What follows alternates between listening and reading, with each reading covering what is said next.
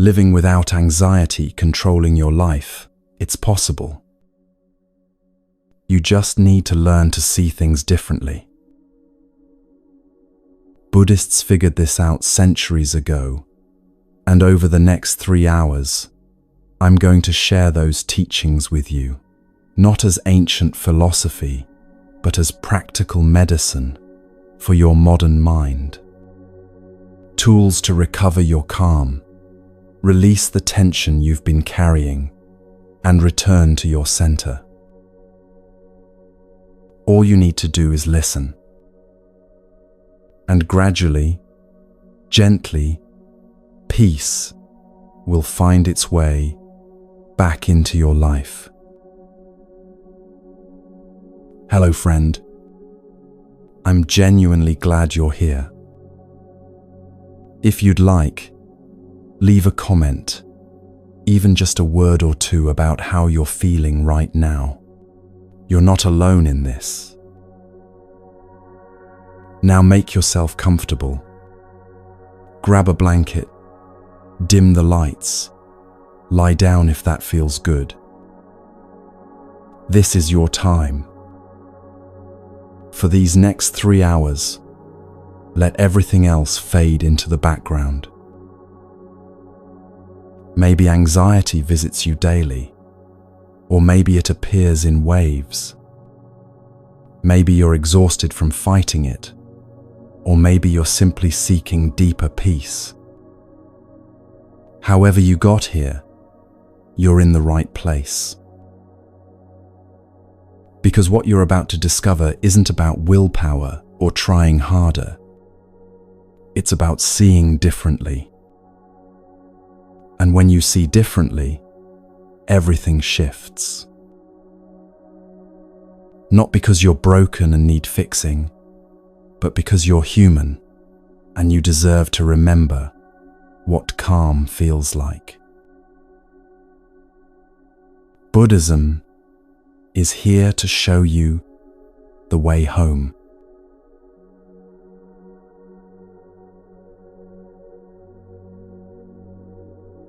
Let me tell you what Buddhism doesn't promise, because this matters more than you might think. It won't make anxiety disappear forever. It won't build an invisible shield around your nervous system. It won't turn you into someone who never feels stressed, worried, or afraid. And honestly, that's the most liberating news you'll hear today.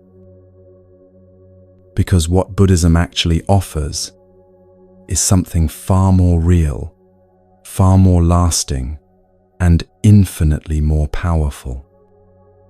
It offers you a completely transformed relationship with anxiety itself. You'll still feel the flutter in your chest when uncertainty arrives. You'll still notice tension creeping into your shoulders when deadlines loom. You'll still experience that electric current of worry when someone you love is hurting. But here's what changes, and this changes everything. Anxiety will no longer be your master. Think of it this way. Right now, when anxiety shows up, it's like a wave that crashes over you and pulls you under. You get swept away, tumbling in the current, gasping for air, completely at its mercy. But after walking this Buddhist path for a while, something shifts. The waves still come. They always do. But now you know how to surf them. You feel the rise. You adjust your balance. You ride it without drowning. The wave doesn't own you anymore. This understanding comes from a teaching that's over 2,500 years old, yet speaks directly to our modern exhaustion. It's called the Four Noble Truths, and before your mind says, "That sounds complicated, let me share it," the way it was always meant to be understood, as a story about waking up.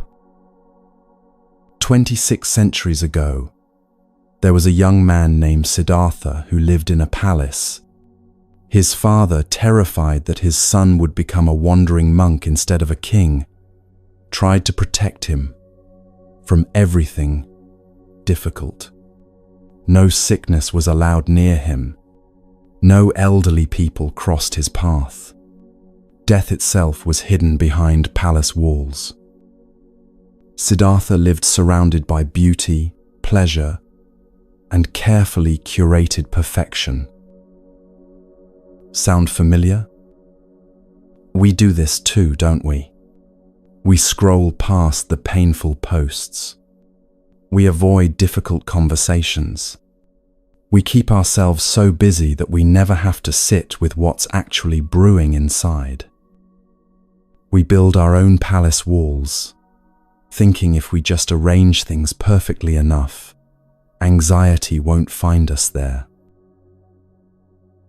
But here's what happened to Siddhartha. One day, curiosity won. He left the palace and encountered what Buddhist teachings call the four sights: a sick person, an elderly person, a corpse, and finally, a wandering monk with a peaceful face. In a single afternoon, his carefully constructed reality shattered. He saw that suffering exists. He couldn't unsee it. And more than that, he realized something that changed the trajectory of his entire life. Avoiding suffering doesn't make it disappear. It just makes you more fragile when it inevitably arrives. This is the first noble truth, and it's not pessimistic, it's compassionate. Dukkha exists. Anxiety, stress, dissatisfaction, that gnawing sense that something's not quite right. These are part of being human. You're not broken because you feel them. You're awake. Siddhartha left everything: the palace, the comfort, the denial, and went searching for a way through. He tried extreme self-denial, nearly starving himself to death. That didn't work. He tried intense meditation practices that left him exhausted. That didn't work either. And then, sitting under a tree, he stopped trying to fight reality and instead chose to observe it with extraordinary clarity. What he discovered became the second noble truth. Anxiety has a cause. It's not random, it's not punishment, and it's not a character flaw. It arises from tanha. This word means craving, but it's deeper than wanting things. It's the constant need for life to be different than it is right now. It's the mental argument with reality that never stops. This shouldn't be happening. I should be further along. If only things were different, then I'd be okay. That resistance, that pushing and pulling against what is, that's where so much of our suffering gets amplified. But here's where it gets beautiful.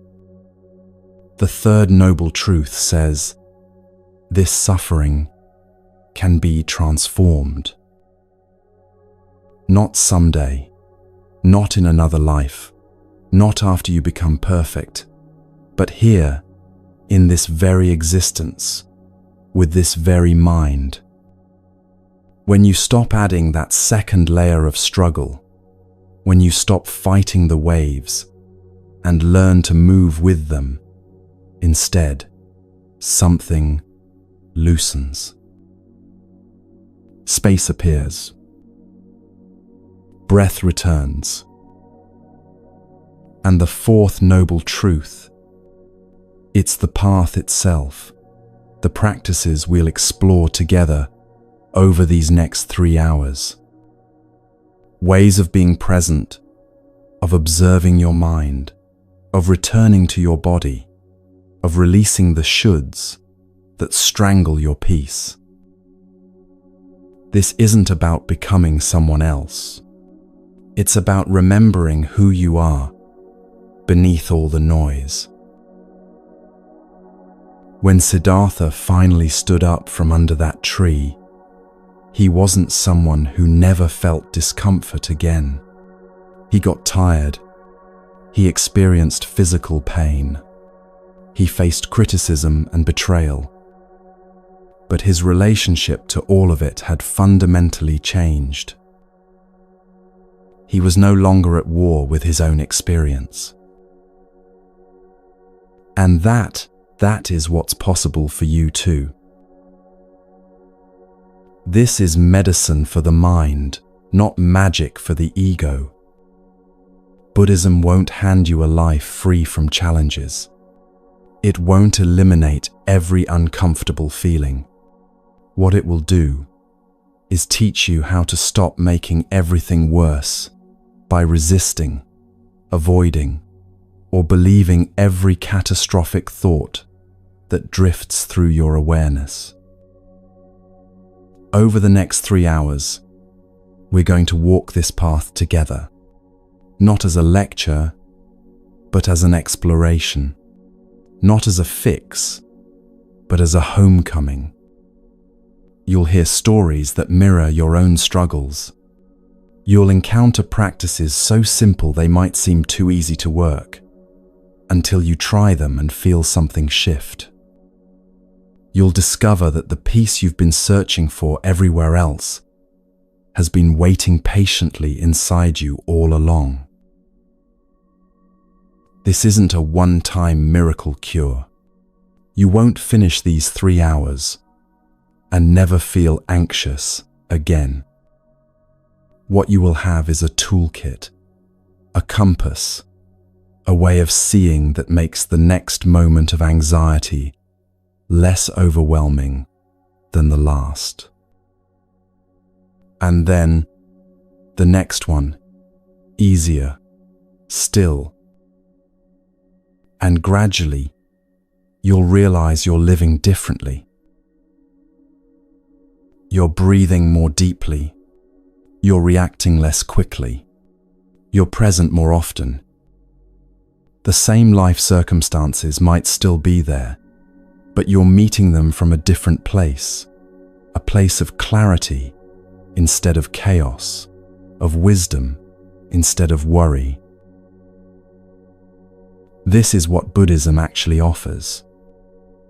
Not the elimination of the human experience, but the transformation of your relationship to it. Not a promise that you'll never feel anxiety, but a guarantee that anxiety doesn't have to run your life anymore. And that, my friend, is worth every moment of this journey. So take a breath. Settle a little deeper into wherever you're listening from. Let your body soften, even just a fraction. Because what comes next might just change everything.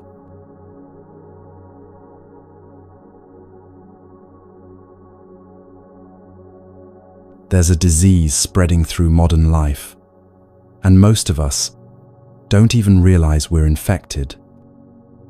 It doesn't show up on medical tests. No doctor will diagnose it, but you feel it every single day. This constant internal pressure to move faster, do more, keep up, never stop. The disease of hurry. And here's what nobody tells you. This rush, this relentless velocity you've normalized, is not just exhausting you. It's feeding your anxiety like oxygen feeds fire. We live in a culture that profits from your exhaustion. Every app is designed to keep you scrolling, every notification engineered to fragment your attention, every product promising to save you time, so you can fill that time with more tasks, more productivity, more doing. The algorithm knows exactly how to keep you hooked, distracted, perpetually unsatisfied. You're not imagining it. The speed has been weaponized. And your nervous system is paying the price. Think about your morning. You probably woke to an alarm that jolted you from sleep, immediately reached for your phone before your eyes fully opened, scrolled through messages and news while still in bed, then rushed through a shower, grabbed whatever food was quickest, checked email while drinking coffee, mentally rehearsing your day while brushing your teeth. And you were already tired before you even left the house. This is what I mean by the disease of hurry. You're racing before the race even begins. Because here's what's happening inside you when you rush. Your body cannot tell the difference between running from a tiger and running to a meeting. Biologically, urgency is urgency. Threat is threat.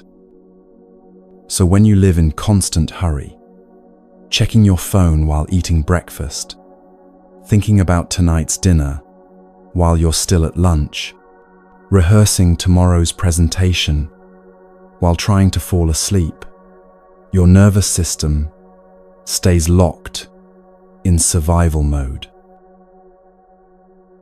Your heart rate elevates. Cortisol floods your bloodstream. Your breathing becomes shallow. Your muscles tense.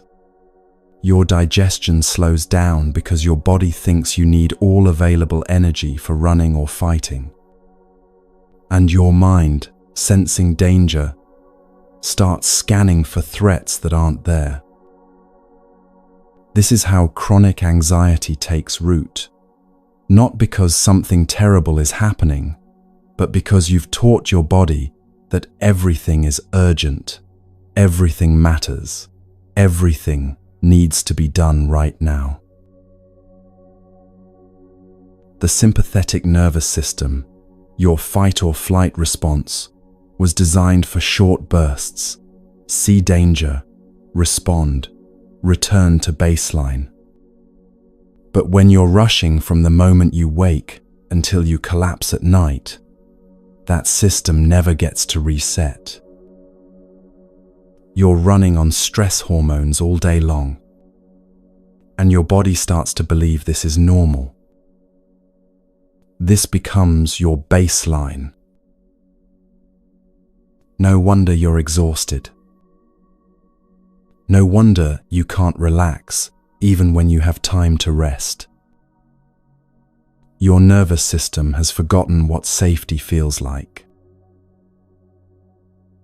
The Buddha said something 2,500 years ago that cuts right through this madness.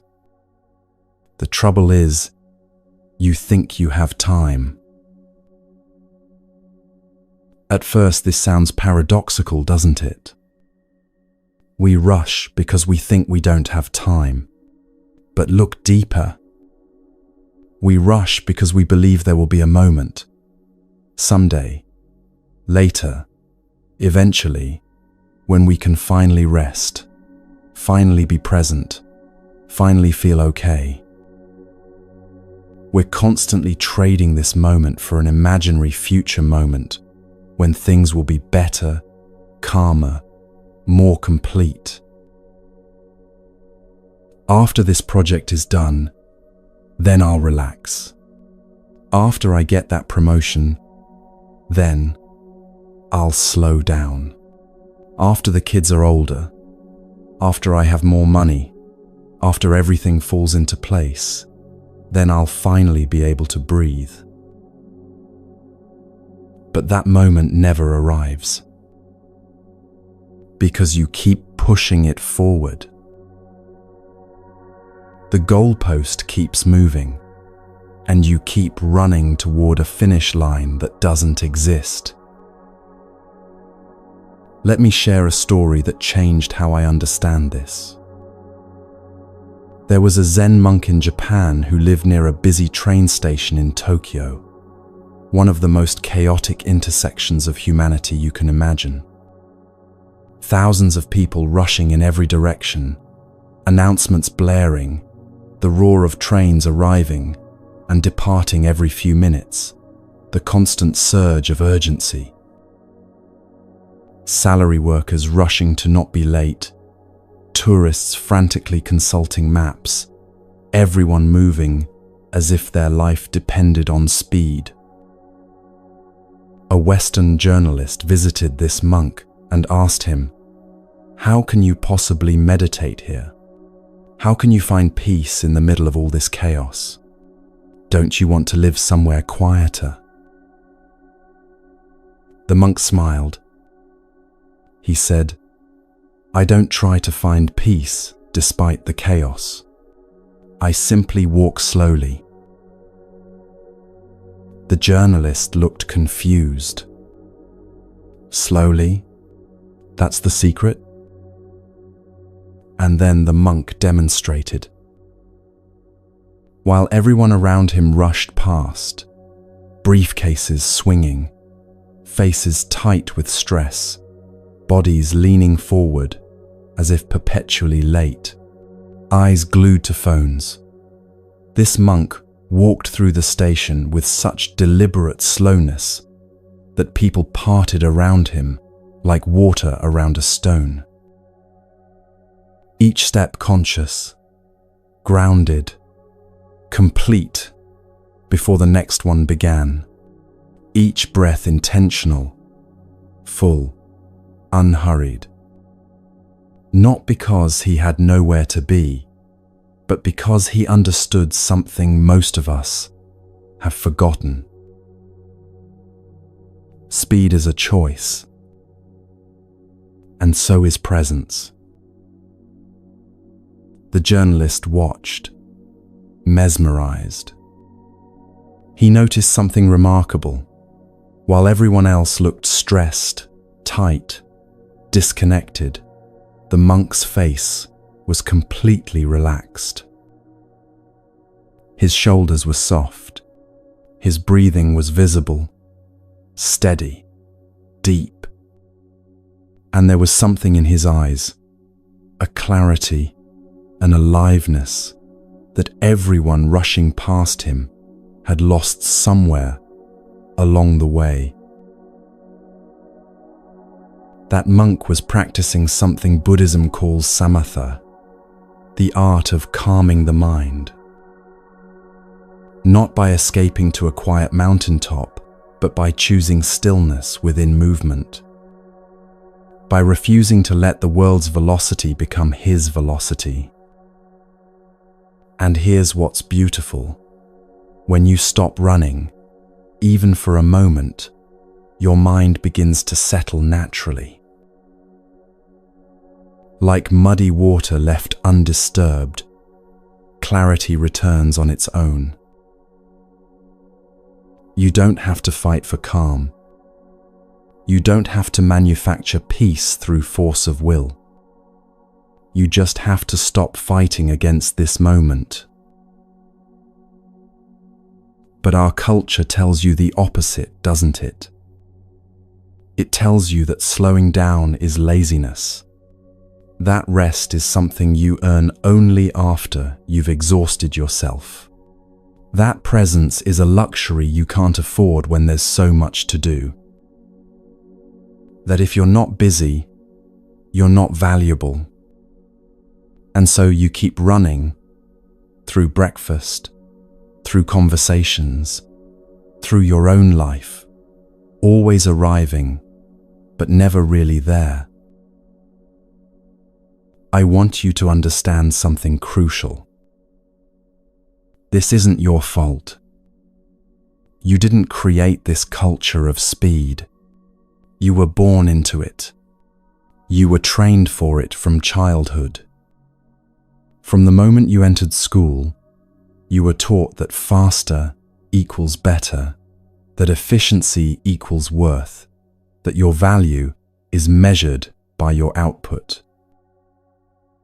Gold stars for finishing first, praise for never stopping, admiration for those who sacrifice sleep, and sanity for productivity. No wonder you're exhausted. No wonder anxiety feels like a permanent resident in your chest. But here's the revolutionary truth Buddhism offers. Slowness is not weakness. Slowness is power. When you choose to slow down, you're not being lazy or unproductive or falling behind. You're reclaiming your nervous system from a culture that wants it dysregulated, wants you too scattered to question, too tired to resist. You're telling your body, we are safe. There is no tiger chasing us. This moment, right here, is enough. And your body listens. It begins to exhale. Shoulders drop. Jaw unclenches. Breathing deepens. Heart rate slows. The parasympathetic nervous system, your rest and digest mode, finally gets permission to come online. And in that softening, anxiety loses its grip, because anxiety needs urgency to survive. When you refuse to rush, you pull the oxygen away from the fire. This doesn't mean you stop being responsible or productive. It means you stop conflating speed with effectiveness. Because the truth is, when you slow down, when you bring full presence to one thing at a time, you actually become more capable, more creative, more clear. You're not scattering your energy across 17 half-done tasks.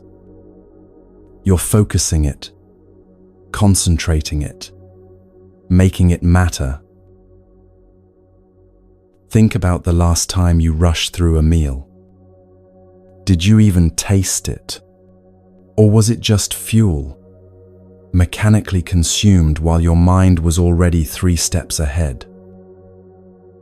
Or the last conversation you had while checking your phone, did you really hear what the other person was saying?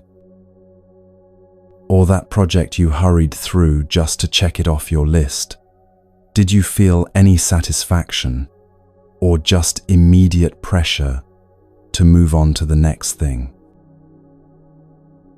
This is what hurry steals from you. Not time, but life itself. The texture of it, the taste of it, the feeling of actually being here for your own existence. The practice begins with awareness. Start noticing when you're rushing. Not to judge yourself, but simply to see it. Feel your body leaning forward, always ahead of itself.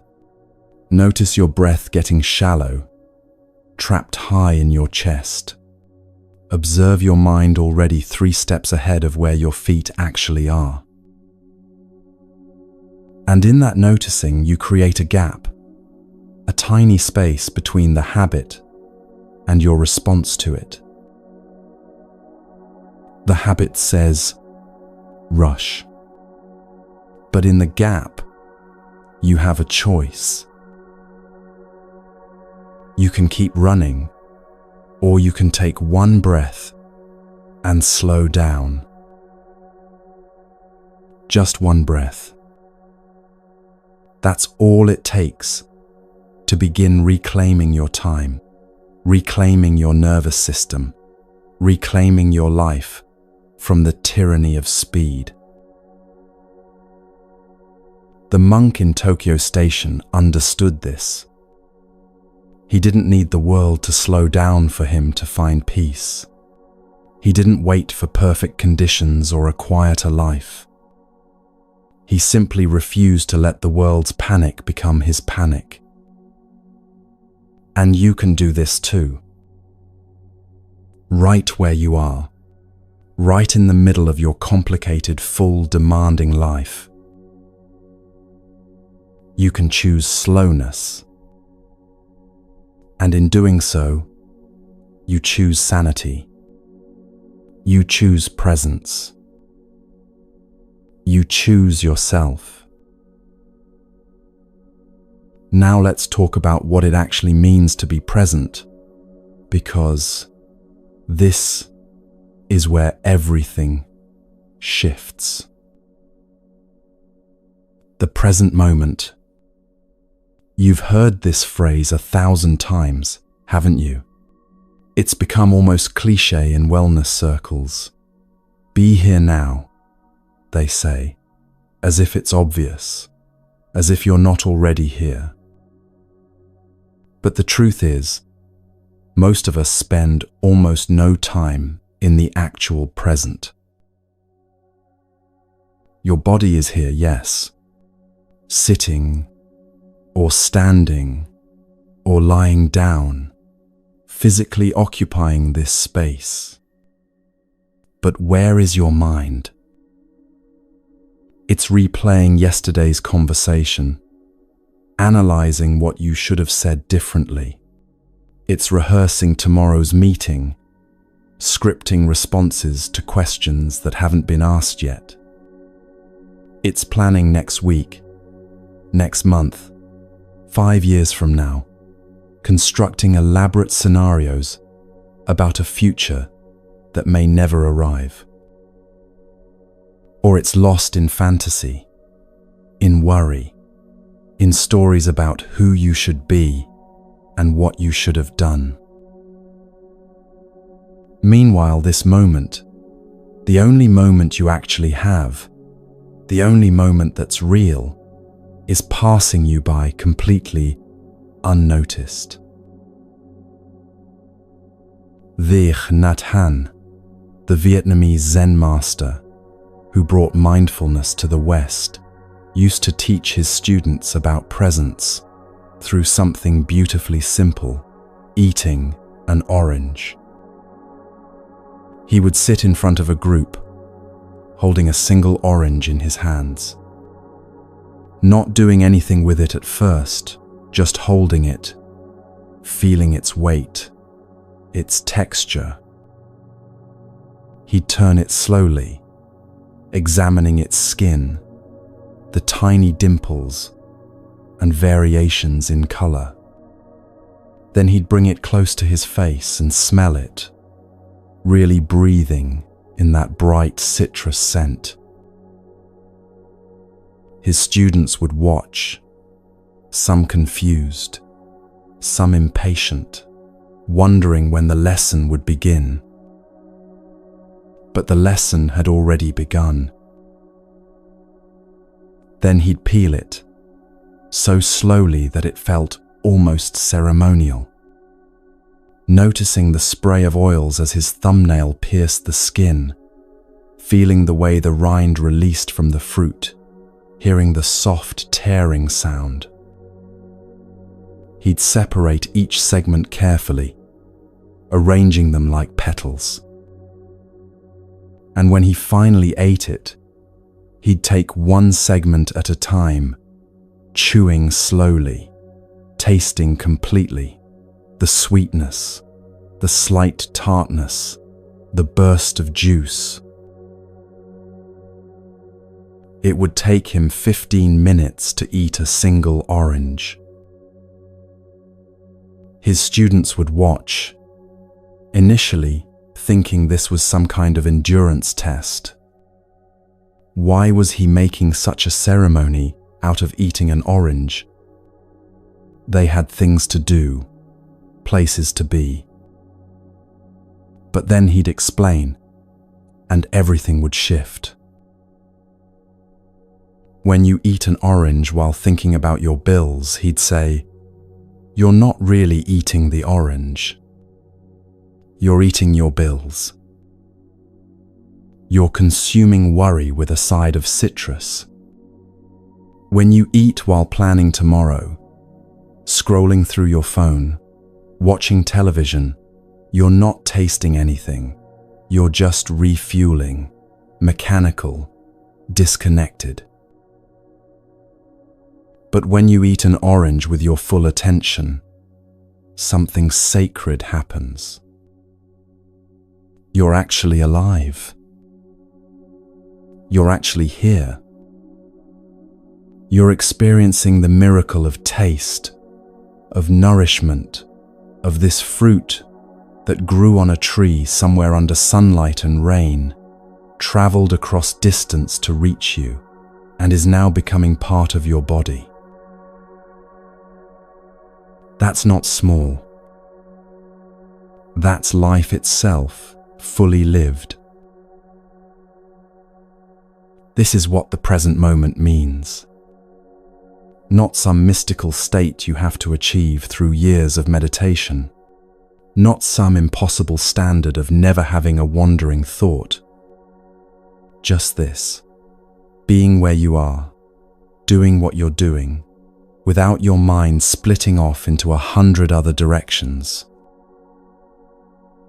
Buddhism calls this sati, often translated as mindfulness, but the word actually means something closer to remembering. Remembering to come back. Remembering that life is happening right now, not in the story you're telling yourself about the past or the future. Your mind will wander. That's not a problem. That's not failure. The human mind is designed to wander. It's how we plan, imagine, learn from the past, prepare for the future. The practice isn't achieving some perfect state of constant presence. That's impossible. And that's not even the point. The practice is noticing when you've drifted, and gently, without judgment, bringing yourself back. Again and again and again. That's the whole practice. Think of it like training a puppy. The puppy wanders off, and you don't scold it or shame it. You just gently guide it back, over and over, and eventually the puppy learns. Your mind is the same way. It needs patient, compassionate training, not harsh criticism. And here's why this matters so much for anxiety. Anxiety cannot exist in the present moment. Really think about this. Anxiety is always about something that hasn't happened yet or something that already happened. What if I fail this presentation? What if they don't like me? What if I lose my job, my health, my security? Or it's replaying past mistakes, past humiliations, building evidence for why you should be worried right now. But if you bring your full attention to this exact moment, Not the next breath, not the last one, but this one right here. Where is the anxiety? In this moment, are you breathing? Yes. In this moment, are you safe? Most likely, yes. In this moment, is anything terrible actually happening? Usually the answer is no. The present moment is almost always okay. It's your thoughts about the future or the past that create suffering. Let's do something together right now. Not later, not after you finish listening to this section. Right now. Take a breath in through your nose, filling your lungs completely. And let it out slowly through your mouth. Another breath in, deep and full. And release, letting everything soften. One more. Breathe in deeply, feeling your chest and belly expand. And let it go slowly, releasing any tension you're holding.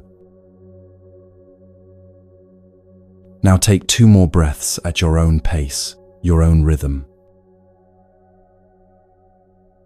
Notice, in those 5 breaths, where was your anxiety?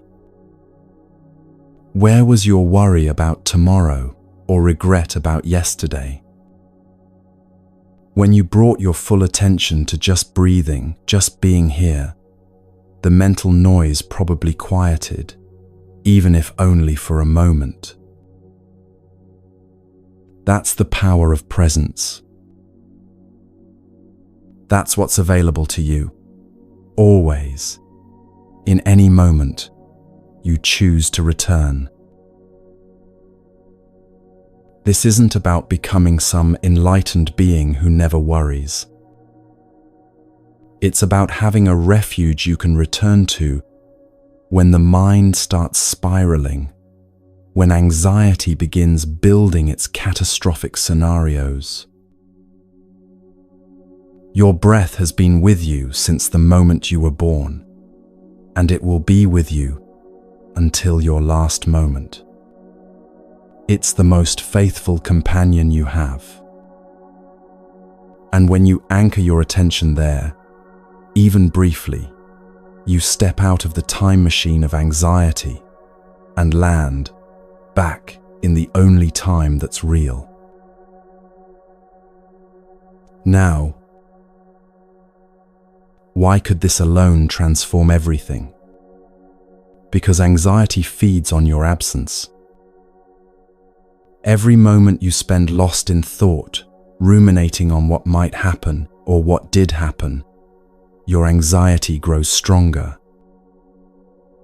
But every moment you spend actually present, anxiety loses fuel.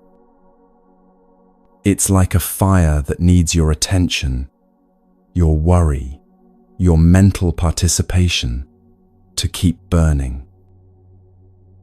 When you stop feeding it with catastrophic thinking and future tripping, it begins to die down naturally.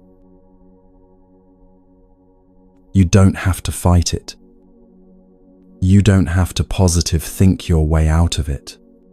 You don't have to be strong or perfect or somehow transcendent.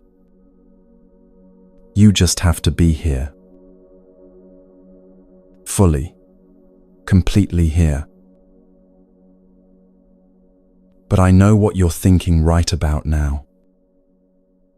This sounds beautiful, but I have a demanding job, kids who need me, bills that won't pay themselves, responsibilities that don't pause just because I want to be present. I don't have time for 15-minute orange meditations or hours of sitting in silence. And you're absolutely right. Which is why this final piece is so important. You don't need to quit your job or move to the mountains or become a monk. You don't need to overhaul your entire life or abandon your responsibilities. Breaking the speed addiction, learning to live with presence instead of pressure, starts with something so small it might seem insignificant. Sacred pauses. These are tiny moments of intentional slowness, planted throughout your day like seeds in soil.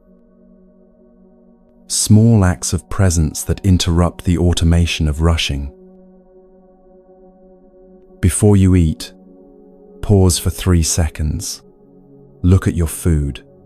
Notice its colors and textures. Take one conscious breath. Before you open the door to your home, pause. Let work fall away. Let your shoulders drop. Cross the threshold with awareness. Before you speak, especially when you feel reactive or defensive, pause. Feel the words forming. Choose them consciously rather than reacting from habit. These pauses are rebellion. Small, quiet acts of defiance against a culture that wants you running on empty, too scattered to notice what's been stolen from you. There's a story about a corporate executive, let's call her Sarah, who discovered this practice during one of the hardest periods of her life. She was working 80-hour weeks at a tech company, managing a team of 30 people, barely sleeping, surviving on coffee and adrenaline. Anxiety was her constant companion. Her jaw ached from clenching. Her stomach was always tight. She couldn't remember the last time she'd taken a full breath. One evening, after another brutal 14-hour day, she sat in her car in the parking garage and realized something that stopped her cold. She couldn't remember the drive to work that morning. Couldn't remember eating lunch, though her desk had an empty container on it. Couldn't remember a single conversation she'd had that day with any real presence. She was living, but she wasn't there for it. She was like a ghost in her own life, moving through the motions while completely absent from the experience. That night, sitting in her car, something cracked, open. She started crying, not the pretty kind of crying, but the kind that shakes your whole body, the kind that's been building for months and finally breaks through. And in that breaking, she made a deal with herself. Every day, before getting out of her car, whether arriving at work or coming home, she would sit for exactly 1 minute. Not checking her phone, not planning her next move, not rehearsing conversations. Just sitting, breathing, noticing where she was, how she felt, what she needed. 1 minute. 60 seconds. She said it felt ridiculous at first, even indulgent. The first few days, her mind screamed at her to hurry up, get moving, stop being lazy. But she stayed with it. And within 2 weeks, something shifted.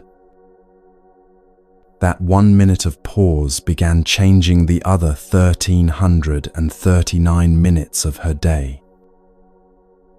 She started noticing when she was rushing unnecessarily, when urgency was just habit rather than reality. She began actually hearing her children when they spoke to her after work.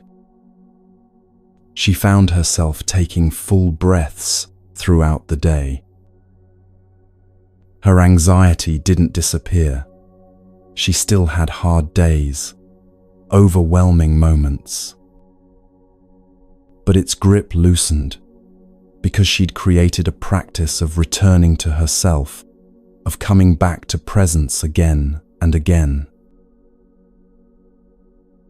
That's what sacred pauses do. They interrupt the automation, the mindless rushing from one thing to the next, without ever actually arriving anywhere. They remind you that you're not a machine programmed for productivity. You're a human being, and being requires presence. Start with one. Choose one transition in your day: waking up, starting work, coming home, eating a meal, going to bed, and build in a 5-second pause. Just 5 seconds of being, breathing, arriving where you are. It won't feel like much. Your mind will probably resist, call it silly, tell you there are more important things to do. But these small rebellions accumulate. They create cracks in the armor of speed, letting light in. And through those cracks, your life starts seeping back in, the life you've been too busy to notice, the moments you've been too rushed to experience. Before we move forward, let's check in together. This is itself a sacred pause. How do you feel right now, in this moment? Not how you felt when you started listening, not how you think you'll feel later. Right now. Is your breathing easier than when you began? Has your body softened even slightly? Are your thoughts moving a little slower? Or maybe nothing has changed yet, and that's okay too. Don't judge what you find. Just notice. Because this noticing, this gentle awareness of your present moment experience, this is the practice itself. You're doing it right now. You're here. And that is enough. We've walked through the first gate together, the gate of reclaiming time. Not by finding more hours in the day, but by actually inhabiting the hours you have. By choosing slowness when the world demands speed. By returning to presence when your mind wanders into past or future. By planting small moments of pause in the soil of your ordinary days. This is how you begin to shift your relationship with anxiety. Not by conquering it through force, but by removing the conditions that let it thrive. Hurry feeds anxiety. Absence feeds anxiety. Constant doing without any space for simply being feeds anxiety. So you slow down. You come back to now. You pause. You breathe. And gradually, breath by breath, moment by moment, You remember what it feels like to be alive, not just productive, not just busy, not just surviving, but genuinely, fully alive. That remembering is the medicine, and you've already begun taking it.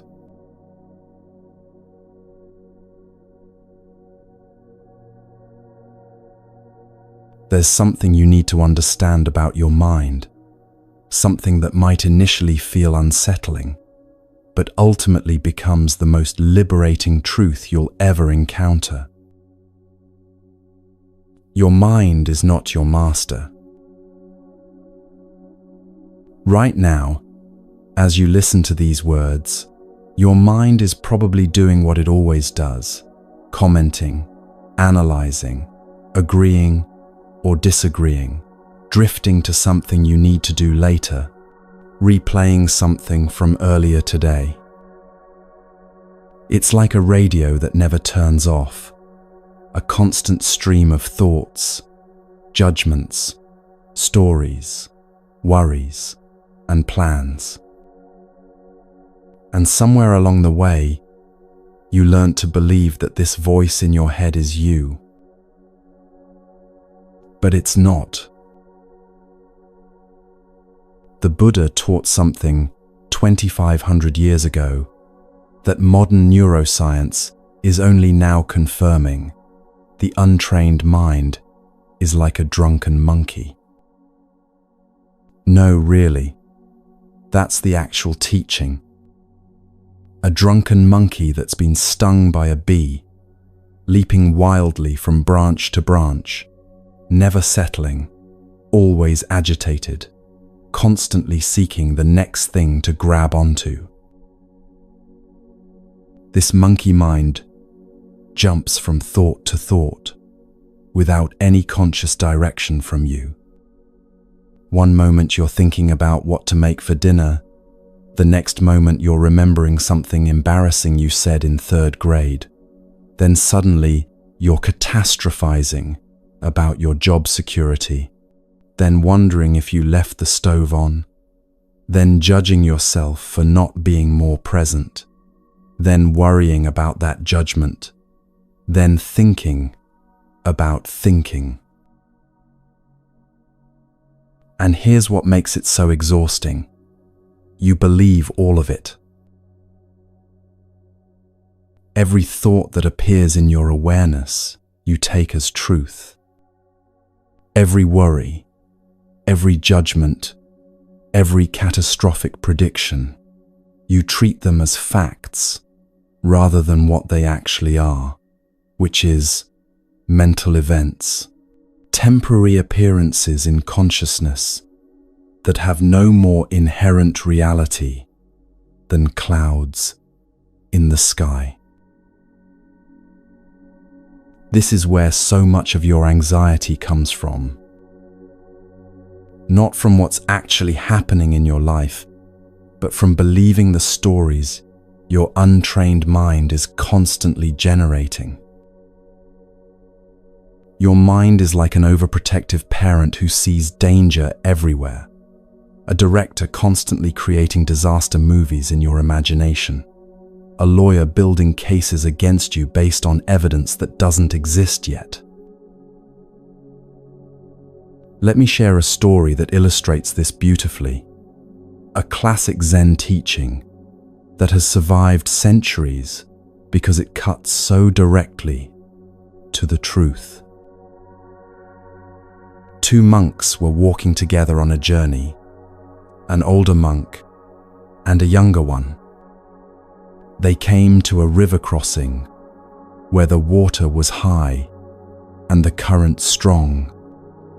Standing at the bank was a young woman in expensive silk robes, clearly distressed because she couldn't cross without ruining her clothes and possibly being swept away by the current. The older monk, without saying a word, picked her up, carried her across the river on his back, set her down gently on the other side, bowed to her, and continued walking. The younger monk was shocked, completely speechless. In their tradition, monks were not supposed to touch women, especially not young, beautiful women. But he said nothing, just followed his teacher in silence, his mind churning. They walked for hours. Mile after mile, the younger monk's mind created an entire drama around those 2 minutes at the river. How could his teacher break the rules like that? What would the other monks say if they found out? Had his teacher lost his way? Was this a test of the young monk's loyalty? Should he report this? Was he complicit in the transgression just by witnessing it? The thoughts spun and spun, each one leading to another, building into a storm of judgment and confusion and righteousness and doubt.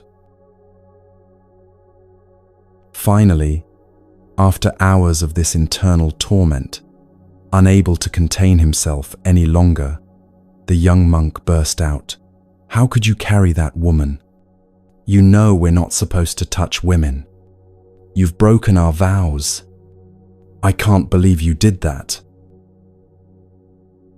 The older monk looked at him with gentle, amused eyes and said, "I put her down hours ago at the river. Why are you still carrying her?" This story cuts to the heart of how the mind works, how suffering is created not by events themselves, but by what we do with them in our thoughts. The event itself, carrying the woman across the river, took maybe 2 minutes, maybe even less. But the younger monk carried the story about that event, the judgment about it, the anxiety about it, the entire mental drama, for hours. He tortured himself not with reality, but with his thoughts about reality. And here's what makes this teaching so powerful. The older monk wasn't less aware or less thoughtful. He simply understood something the younger monk hadn't learned yet. He knew that thoughts are not commands, that rules serve compassion rather than replace it, and that every moment offers a choice: carry the story or put it down. This is what your mind does all day long, every single day. It picks things up: worries, judgments, resentments, fears, old conversations, anticipated disasters, and carries them for hours, days, sometimes years, long after the actual moment has passed. And you, like the young monk, don't realize you have the power to put them down. The Buddha said in the Dhammapada, one of the oldest and most beloved Buddhist texts, "We are what we think. All that we are arises with our thoughts. With our thoughts, we make the world." This isn't just beautiful poetry. It's pointing to something profound about how suffering is created and how freedom is found. Your thoughts literally construct your experience of reality. Two people can be in the exact same situation, sitting in traffic, for example, and one is peaceful, while the other is consumed with rage. Why? Not because of the traffic itself, not because one has a better car or more time, but because of their thoughts about the traffic. One person thinks, "This is terrible. I'm going to be late. Everyone will judge me. This always happens to me. Why is life so unfair? I should have left earlier. Why are these people such terrible drivers? The other thinks, well, here we are. Nothing I can do about it right now. Might as well take some breaths and listen to music. Maybe I'll arrive a few minutes late, and that's okay. Same traffic, same delay, completely different experience. This is why understanding the nature of thought is so crucial for freeing yourself from anxiety. Because once you see, really see, that your thoughts are not facts, that they're just mental events, just appearances in consciousness, everything changes. Thoughts are like visitors knocking on your door. You don't have to invite them in for dinner. You don't have to let them move in and redecorate your house. You don't have to believe everything they say or follow every suggestion they make. You can acknowledge them. Oh, there's a worried thought. There's a judgment. There's a catastrophic prediction. And let them move on without building your whole day around them. Viktor Frankl, the psychiatrist who survived the Nazi concentration camps and went on to develop logotherapy, said something that echoes this Buddhist wisdom perfectly. Between stimulus and response, there is a space. In that space is our power to choose our response. In our response lies our growth and our freedom. That space, that tiny gap between a thought appearing and you believing it, between a worry arising and you getting swept away by it, between an impulse and an action, that's where your freedom lives. And the beautiful thing, you can learn to widen that space. You can train your mind to pause, to observe, to choose, rather than automatically react. This is what we're going to explore now, how to observe your mind without being controlled by it. Buddhism calls this vipassana, which translates to clear seeing or insight. It's the practice of watching your thoughts without becoming them, observing your mind without being swept away by every mental current that flows through. Imagine your mind is the sky. Throughout the day, all kinds of weather passes through: clouds, storms, sunshine, fog, rain, snow, wind. Sometimes the weather is gentle and pleasant, warm sunlight and soft breezes. Sometimes it's harsh and difficult, dark thunderstorms and cold winds. But here's what never changes: the sky itself. The sky doesn't fight the clouds.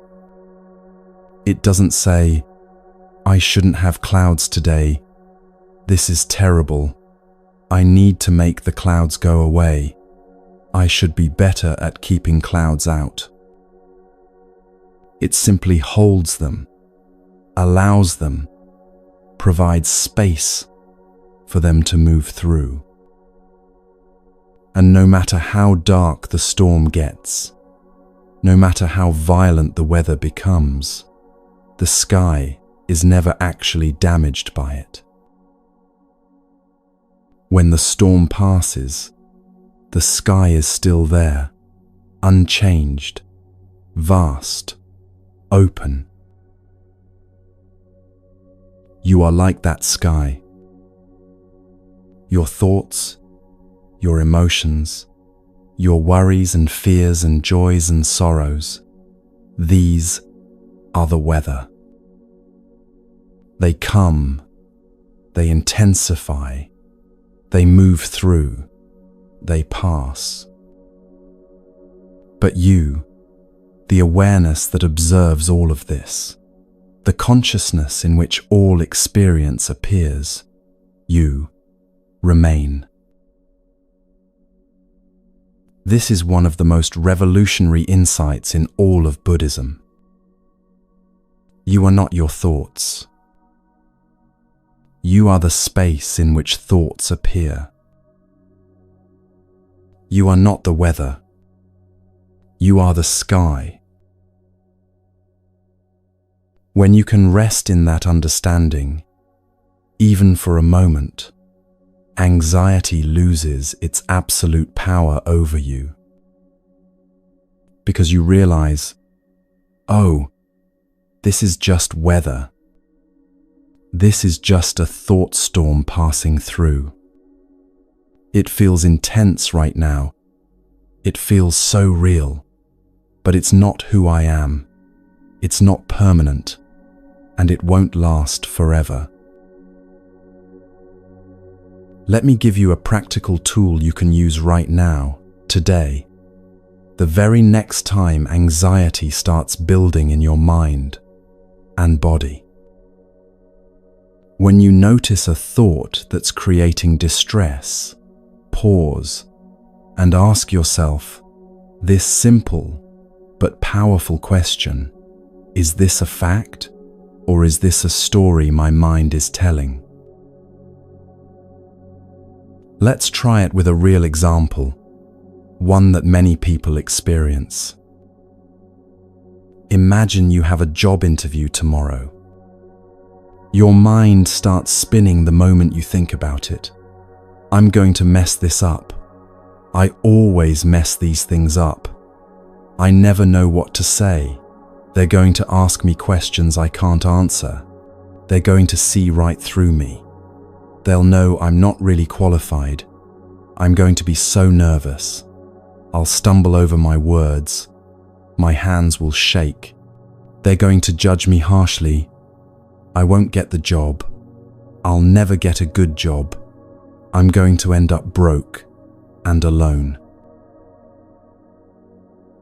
That's the catastrophe spiral. And if you've ever experienced anxiety, you know exactly what I'm talking about. One thought leads to another, each one more dire than the last, until you're not just nervous about an interview. You're convinced your entire future is doomed. Your life is falling apart. Everything you've feared is about to come true. But now, pause. Take a breath. Ask the question, is this a fact or is this a story? Fact, you have an interview tomorrow. Story, you're going to mess it up. Fact, you feel nervous right now. Story, being nervous means you'll fail. Fact, you don't know what questions they'll ask. Story, you won't be able to answer them. Fact, this is an important opportunity. Story, your entire future depends on this one interview. Do you see the difference? Facts are things that are actually verifiably true in this moment. Stories are narratives your mind creates about what might happen, usually based on fear, past experiences that may not be relevant anymore, or worst-case scenarios that have a very low probability of actually occurring. And here's the thing, your mind is really, really good at making stories feel like facts. It's so convincing, so authoritative in its delivery that you don't even question it. The thought, "I'm going to fail," appears with such certainty, and immediately your body responds, as if failure has already happened.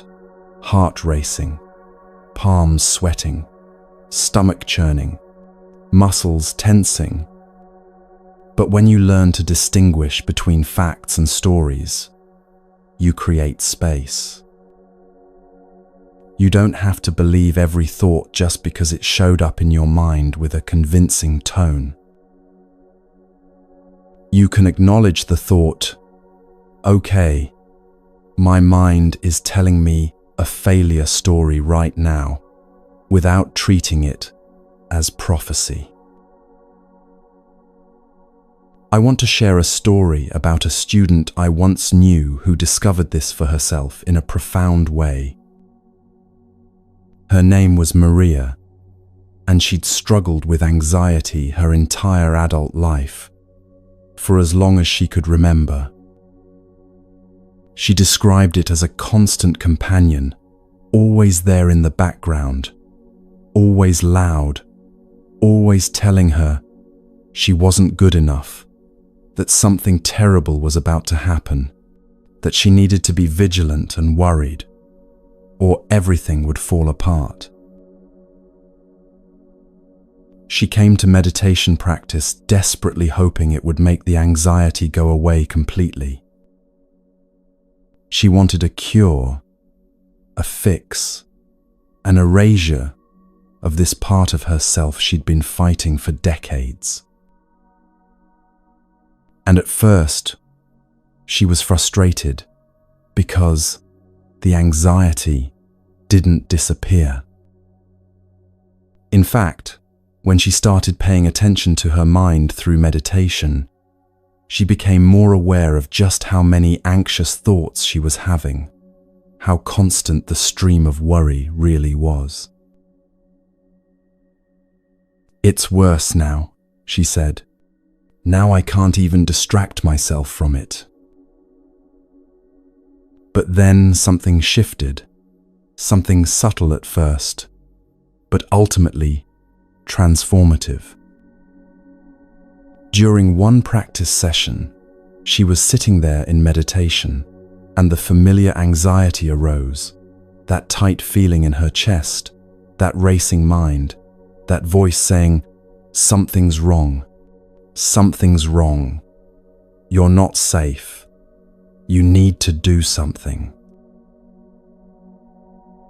But this time, instead of becoming the anxiety, instead of letting it take over completely and define her entire experience, she noticed herself having a thought.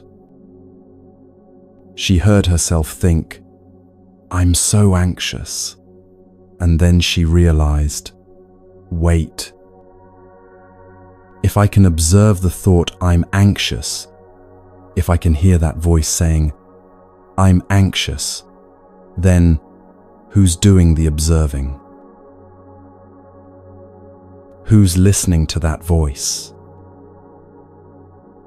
In that moment, she discovered what Buddhists have been teaching for millennia. There's a part of you that can watch the anxiety without being consumed by it. You can feel anxious and simultaneously be aware that you're feeling anxious. And that awareness, that observer, that witnessing presence is separate from the anxiety itself. She described it like this, and I'll never forget her words. It was like I'd been drowning in the ocean my whole life, convinced that I was the waves, that I was the water itself.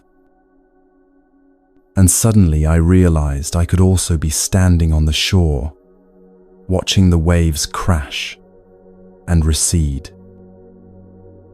The waves were still there, still intense, still powerful, but I wasn't only in them anymore, being tossed around.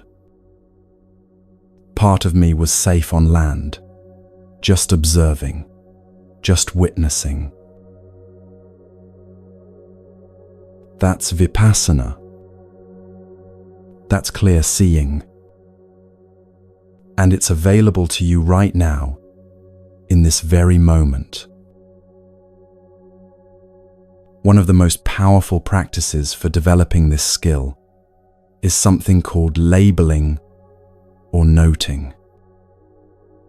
It's beautifully simple, almost too simple to seem effective, but it works. When you notice your mind doing something, you just quietly, gently name it. Thinking. Worrying. Planning. Judging. Remembering. You're not trying to stop the thoughts. That's impossible, and it only creates more tension, more inner conflict. You're just acknowledging them, naming them, creating a tiny bit of space between you and the mental activity. Like a naturalist observing birds. Oh, there's a sparrow, there's a cardinal, there's a crow. You're simply noting what's present without becoming it. Try it right now. Whatever thought is moving through your mind at this moment, just notice it and silently label it. Listening, wondering, doubting, analyzing. Feel how that creates distance. You're not suppressing anything, not pushing anything away, not saying thoughts are bad or wrong. You're just observing the way you might watch clouds drift by or leaves float down a stream, acknowledging what's there without grasping at it or fighting against it. This practice works because it engages a different part of your brain, the observing, witnessing, metacognitive part, rather than the reactive, emotional part. When you label worrying, you're not in the worry anymore.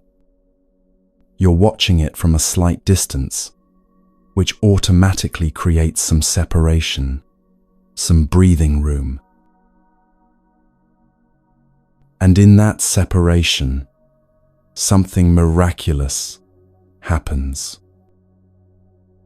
The thought loses some of its charge, some of its grip on you. It's still there, yes, but it's no longer the only thing in your awareness, no longer the totalizing reality it felt like before.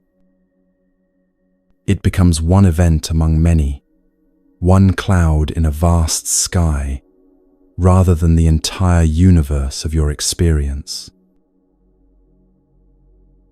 This is how you create distance without suppression, space without resistance. You're not saying, I shouldn't think this way, these thoughts are bad, I'm a bad person for having these thoughts, I need to get rid of them immediately. That approach just creates more inner conflict, more tension, more suffering, more shame. Instead, you're saying, oh, there's a thought. There's worry appearing in my awareness. There's anxiety moving through like weather. I see you.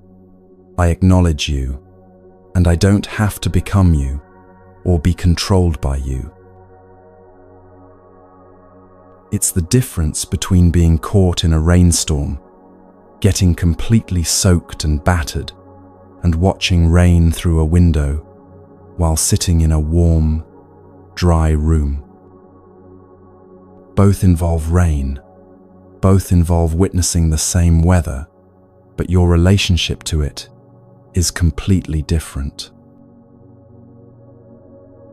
The sky holds all weather without being damaged by any of it. And you can learn to do the same with your thoughts and emotions. Now let's talk about what to do when the really difficult thoughts come. The fear thoughts, the anxiety thoughts, the ones that feel so real and so urgent that you can't imagine not believing them, not responding to them immediately. Because here's the truth. You're going to have fear thoughts. You're going to have moments of anxiety. That's part of being human, part of having a brain that's wired to protect you by constantly scanning for danger, anticipating problems, preparing for worst-case scenarios. The question isn't how to never have another anxious thought. The question is, what do you do when those thoughts appear? Most people meet anxiety with combat. They fight it, resist it, try to push it away, or talk themselves out of it. Don't be anxious. Stop worrying. Just think positive. You're being irrational. Get over it. You're fine. There's nothing to worry about. But have you noticed that fighting anxiety usually makes it stronger? That resistance feeds it, gives it more energy, more importance. Buddhism offers a completely different approach. Meet anxiety with curiosity, not combat. When a fear thought arises, instead of immediately going to war with it, get curious about it. There's that worried voice again. What's it saying today? What does it think is going to happen?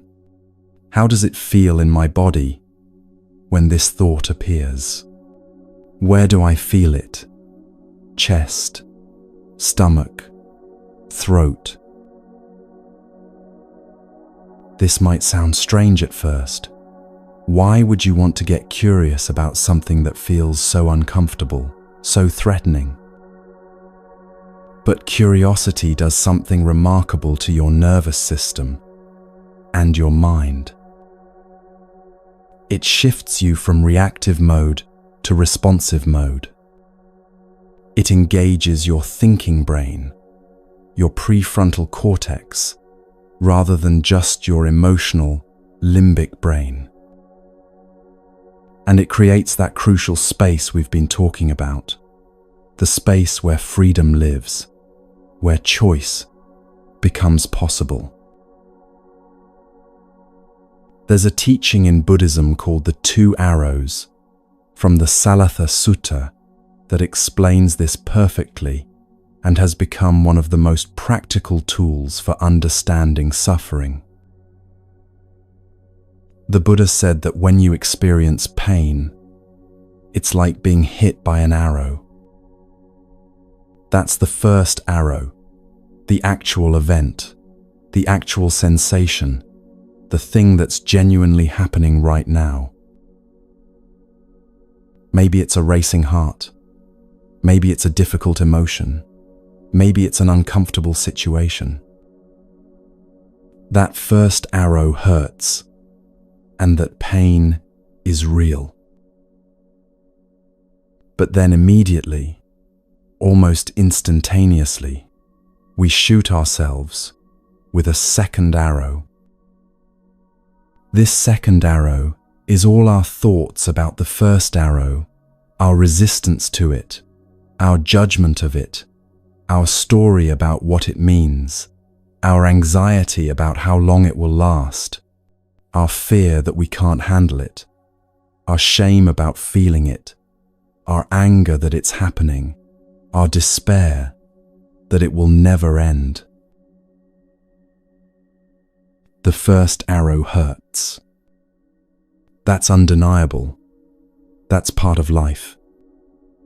But the second arrow, the one we shoot at ourselves with our thoughts and reactions, this is where most of our suffering actually comes from.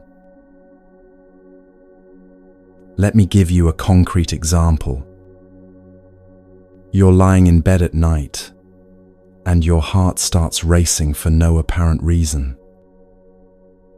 That's the first arrow, a physical sensation, maybe from too much coffee earlier, maybe from stress, maybe from nothing at all, just one of those things bodies do sometimes. But then your mind jumps in with the second arrow. Oh no, why is my heart racing? Is something wrong with me? Am I having a heart attack? Should I go to the hospital? This is terrible, I can't handle this. What if it gets worse? What if I die?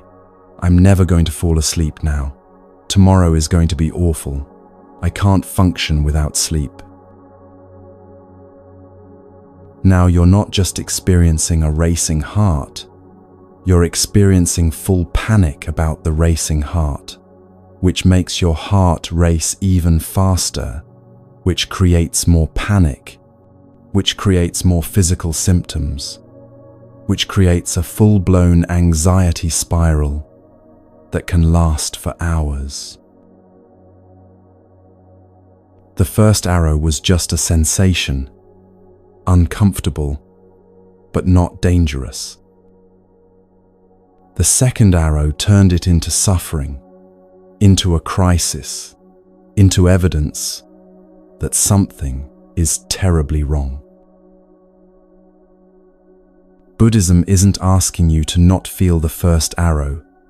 Pain, discomfort, fear, difficult emotions, these are all part of life and part of being human. But it is showing you, with great compassion, that the second arrow is optional. You don't have to add the story. You don't have to add the catastrophizing, the judgment, the resistance, the this shouldn't be happening. You can just be with what is. Just feel the sensation or emotion without making it worse with your thoughts about it. This is what it means to not fight the thoughts. Watch them instead.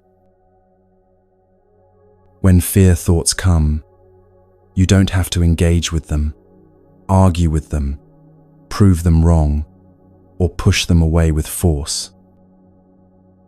They're just thoughts, just mental weather. They want attention, not obedience. Think of anxious thoughts like small children having a tantrum in a store. If you ignore them completely, pretending they're not there, they might escalate, scream louder, make a bigger scene. But if you drop everything and give them your complete attention, treating their drama as if it's real and urgent and must be addressed immediately, they learn that tantrums work, that this is an effective strategy. The middle way, the Buddhist approach, is to acknowledge them without getting pulled into their drama. I see you, fear thought. I hear you, worried mind. Thank you for trying to protect me. I know you think you're helping, but I'm okay right now in this moment, and I don't need to follow you down this catastrophic path. and then you breathe. Breathing is your anchor when the mental storm hits, when thoughts are swirling and threatening to pull you under. Not because breathing will magically make the thoughts disappear. It won't. But because it gives you something real to return to, something happening right now in this actual moment, rather than in the imaginary future your anxious thoughts are creating. When fear thoughts are swirling, try this. Don't try to stop them or suppress them or argue with them. Just let them be there in the background, like a television playing in another room, and bring your full attention to your breath. In through your nose, feeling the cool air. Out through your mouth, feeling the release. In, feeling your belly rise like a wave. Out, feeling your belly fall, letting everything soften. The thoughts will still be there, chattering away. Let them be. Just keep coming back to your breath, over and over, as many times as you need to, patiently, gently, without judgment. You're training your mind to know that thoughts are not commands that must be obeyed. They're just mental weather, and you can let them blow through while you stay anchored in something real, something present, something that's actually happening right now, rather than in some imagined catastrophic future that may never arrive. Take a moment now and notice, how does your mind feel? As you've been listening to these teachings, as you've been learning about the nature of thought, about observation without attachment, about the two arrows, about meeting anxiety with curiosity instead of combat, has something shifted? Maybe just slightly? Maybe your thoughts have a little more space around them. Maybe you're not taking them quite as seriously as you were 30 minutes ago. Maybe there's a sense that you're not completely at their mercy. This is what happens when you understand your mind from a Buddhist perspective, when you learn to work with it rather than against it. The thoughts don't necessarily disappear. Remember, we're not trying to stop the waves, not trying to achieve some impossible state of mental silence. But your relationship to them changes profoundly. They lose their absolute authority over you.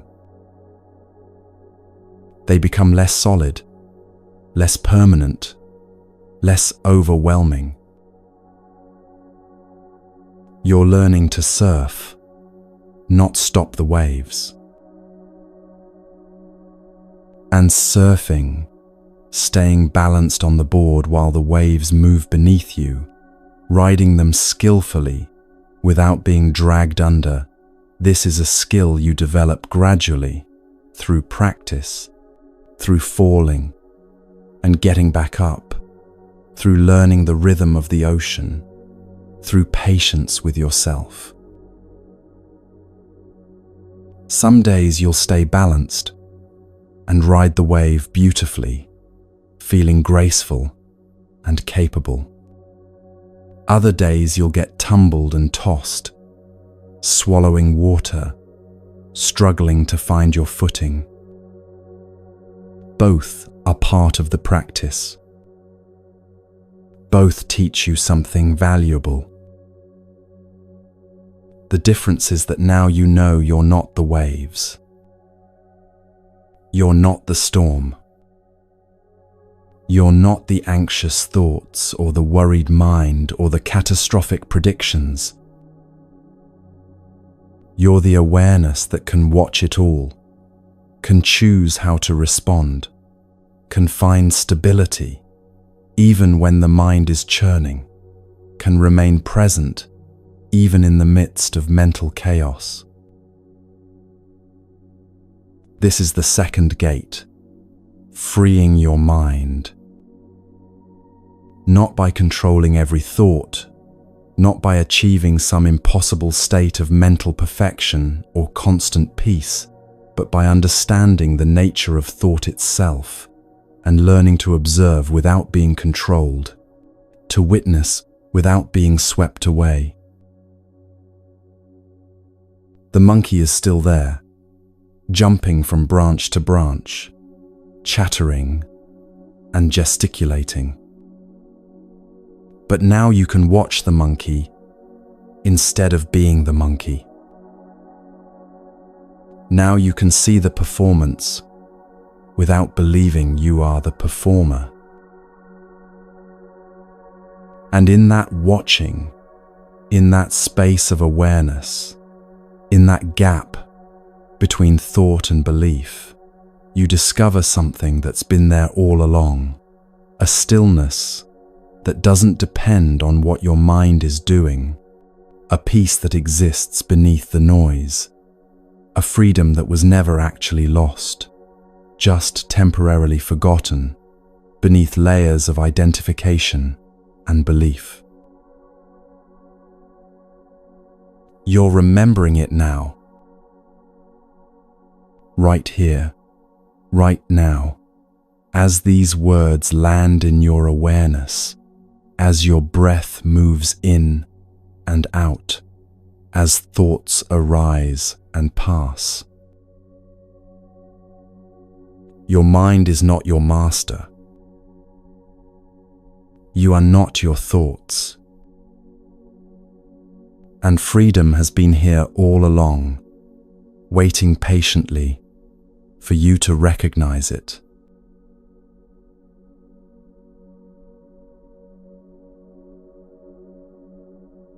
Your body has been trying to talk to you for a very long time.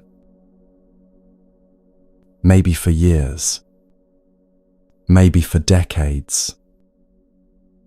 And all this time, you've been so busy living in your head, thinking, planning, worrying, remembering, anticipating, that you haven't heard a single word it's been saying. Buddhism calls the human body a precious birth, a rare opportunity. Not because it's sacred or divine or should be worshipped, but because it's incredibly rare to be born human, to have this specific vehicle for practice, this particular instrument for awakening. Think about it. You could have been born as any form of life, or no life at all. But here you are, with this body, this nervous system, this capacity for awareness. And what have we done with this gift? Most of us treat our bodies like inconvenient vehicles that occasionally need fuel and maintenance, something to be managed or ignored until it breaks down completely. But your body is not just a vehicle.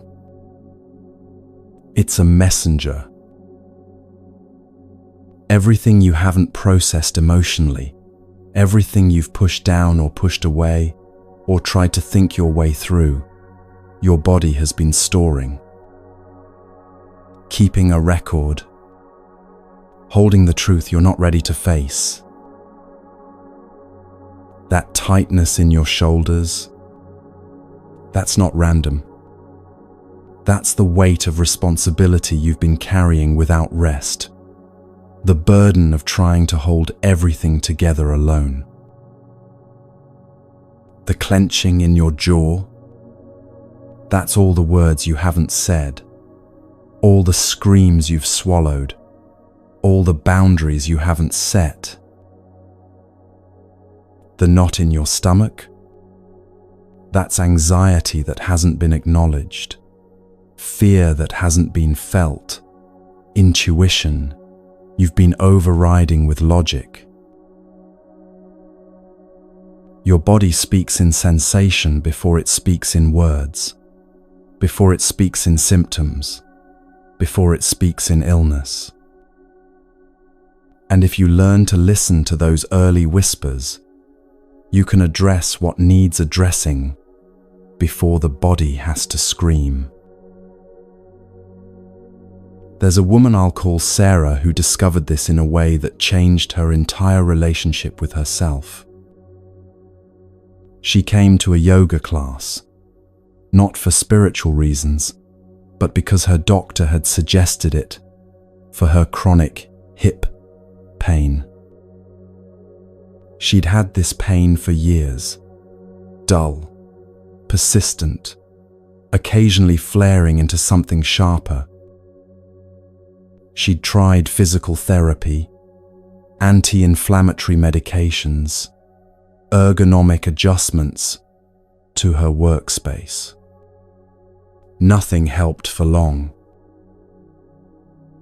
During one class, in a deep hip-opening pose, something unexpected happened. As her hip began to release, she started crying. Not gentle tears, but full-body sobs that shook her completely. She had no idea why. She felt embarrassed, confused, but she couldn't stop. The teacher came over, placed a gentle hand on her back, and said, "It's okay. The body remembers what the mind forgets." Later, when Sarah had calmed down, memories started surfacing.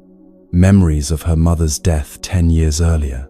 Memories she thought she'd dealt with because she'd gone to therapy, because she'd talked about it, because she'd intellectually processed the loss.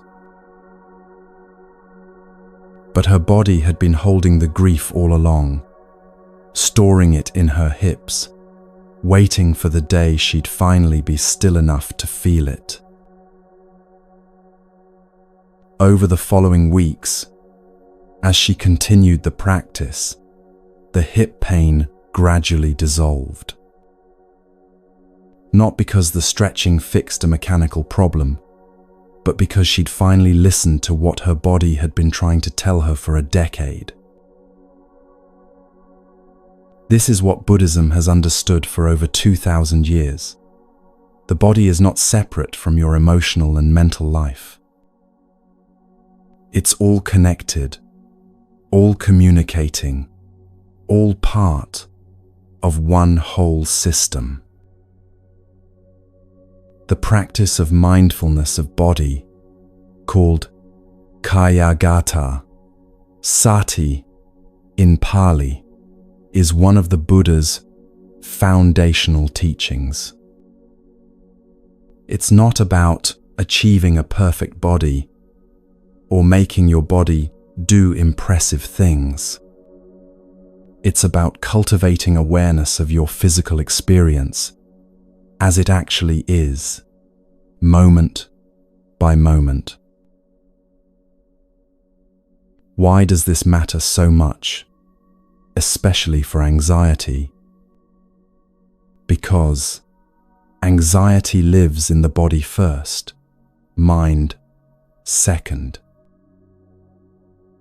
Before you consciously register the thought, "I'm anxious," your body has already responded. Heart rate increases, breathing becomes shallow, muscles tense, digestion slows, hands get cold or sweaty. Your body is having an anxiety attack before your mind even knows what's happening. And modern life has trained you to ignore all of this. You sit at desks for hours without noticing your shoulders creeping up toward your ears. You stare at screens until your eyes burn and your neck aches, but you keep going. You eat lunch while reading emails, barely tasting your food. You hold your breath during stressful moments without realizing it.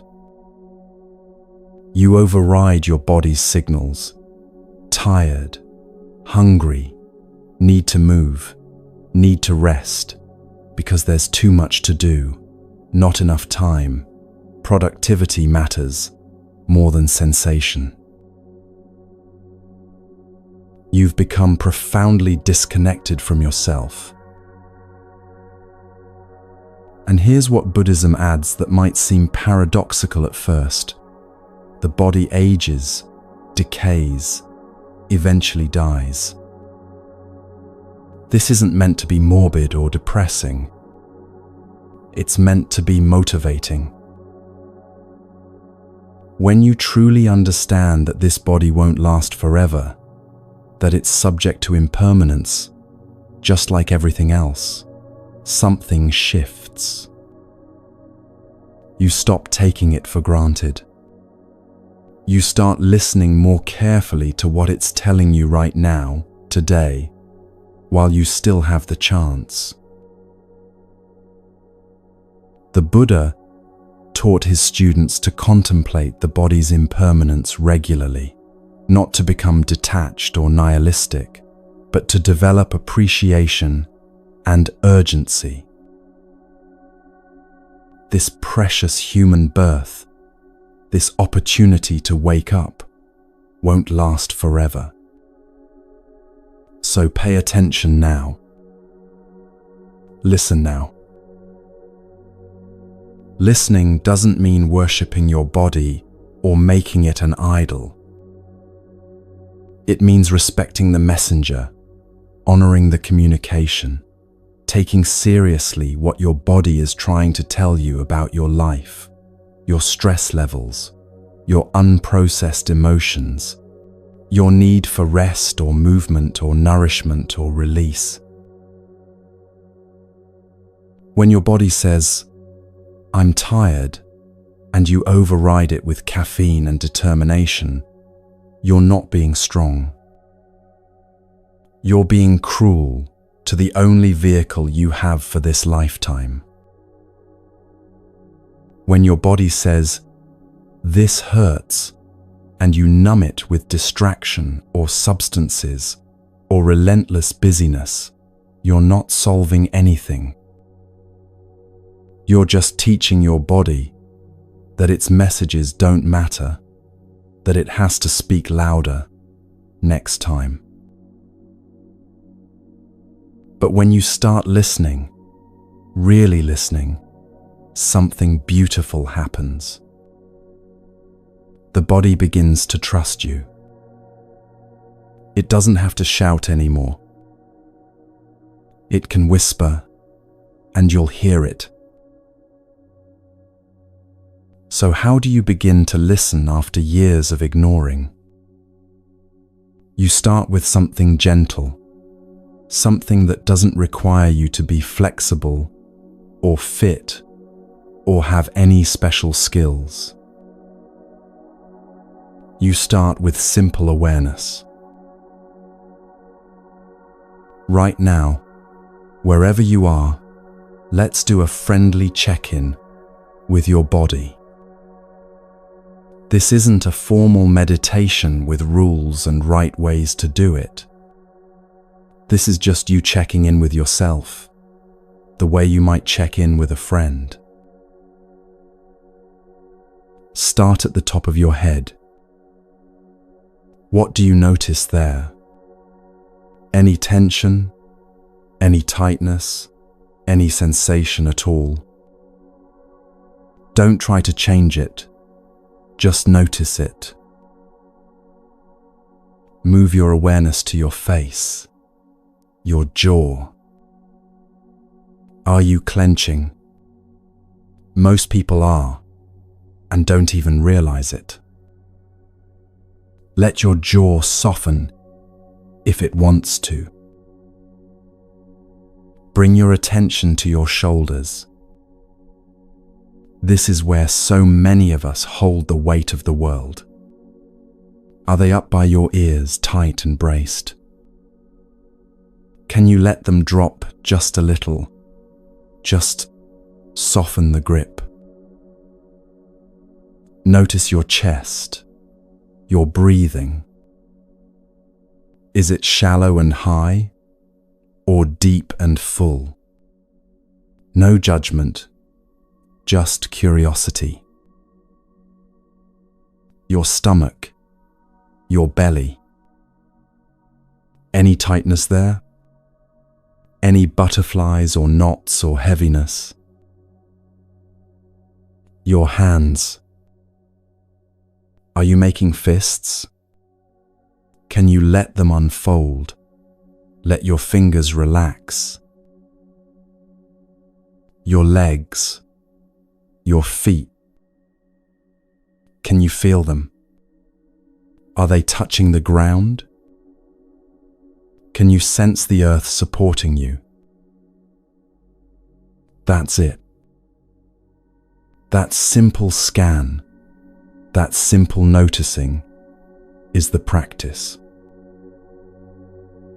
You might be surprised by what you discover, places you didn't know were tense, sensations you've been ignoring for so long they've become background noise, areas of your body that feel almost numb because you've disconnected from them so completely.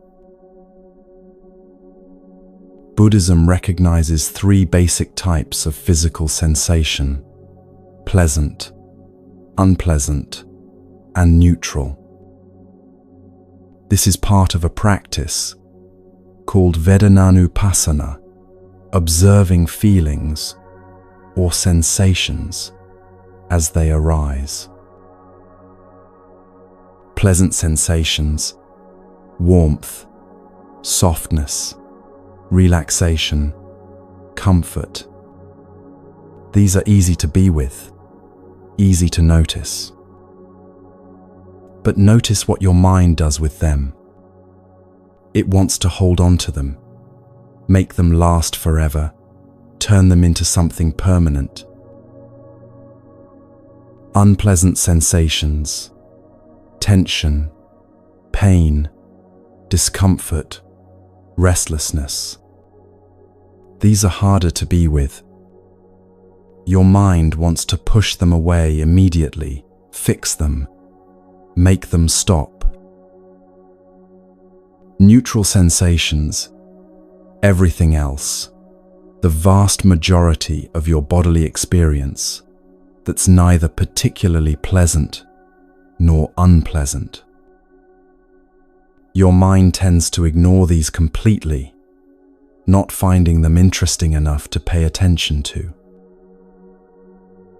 But here's what's revolutionary. You can be aware of all three types without grasping at the pleasant, without pushing away the unpleasant, without ignoring the neutral. You can just notice. Just be with what is. There's a story about a businessman, let's call him James, who attended a silent meditation retreat, mostly because his wife insisted and he couldn't think of a good excuse. He spent his entire life in his head, analyzing, planning, strategizing, problem-solving. His body was just the thing that carried his brain from meeting to meeting. He exercised for health, ate for fuel, slept when absolutely necessary. On the third day of the retreat, during a walking meditation practice, the teacher said something simple: feel your feet on the earth. James had walked millions of steps in his life, but he'd never actually felt his feet on the earth.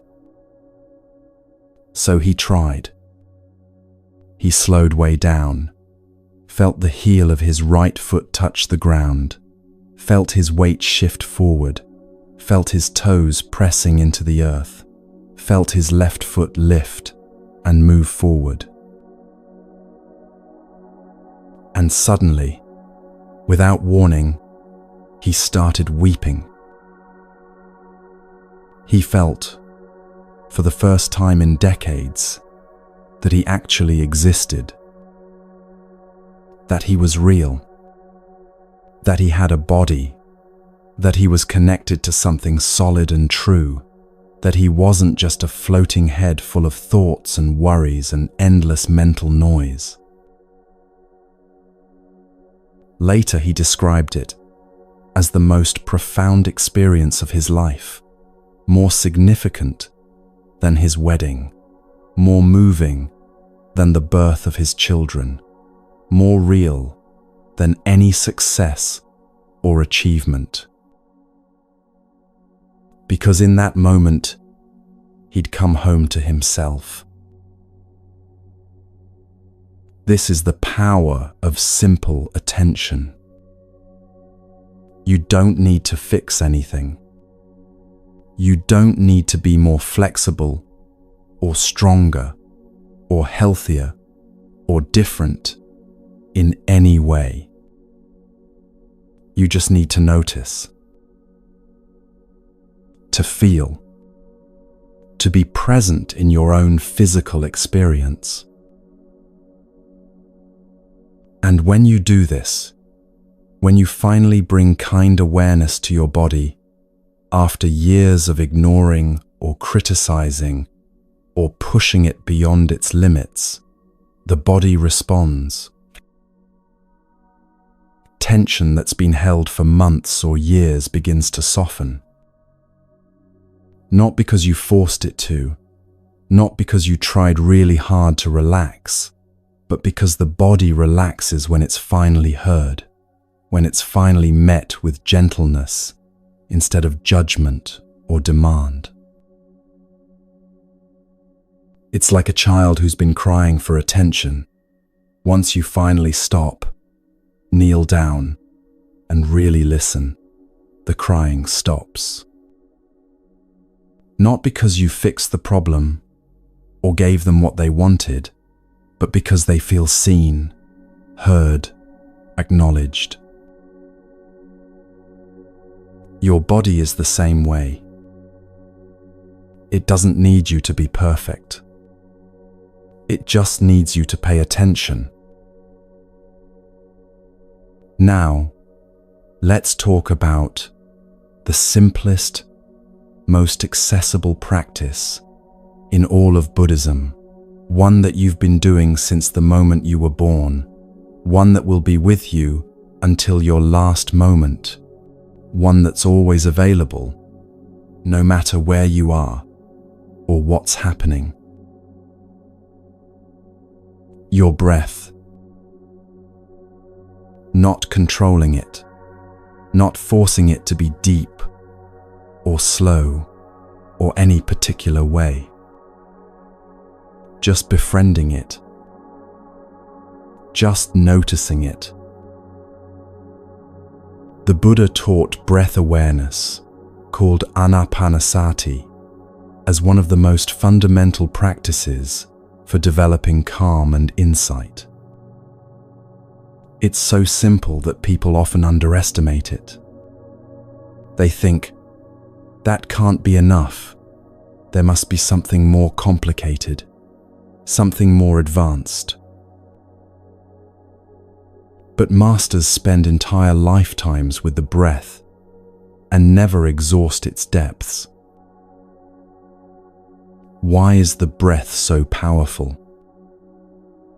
Because it's the bridge between your conscious and unconscious mind, between your voluntary and involuntary nervous system, between your body and your awareness. You can't control your heartbeat directly, but you can influence it through your breath. You can't tell your digestive system what to do, but breathing affects it. You can't command your anxiety to disappear, but you can shift your nervous system state through breathing. Your breath has been with you since birth. It will be with you until death. It's the most faithful companion you have, more reliable than any friend, any possession, any external circumstance. And it's always here, always now, always free. You don't need any equipment, any special location, any teacher present, any perfect conditions.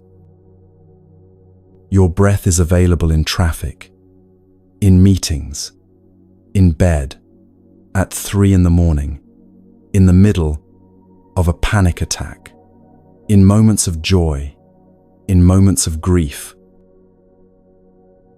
3 conscious breaths can change your entire nervous system state. Not because breathing is magic, but because when you breathe slowly and intentionally, you send a direct signal to your vagus nerve, the main nerve of your parasympathetic nervous system, that says, "We're safe, we can rest, there's no emergency right now." Let's try it together right now. Not later, not when you have more time, but now. Wherever you are, whatever you're doing, pause for just 3 breaths.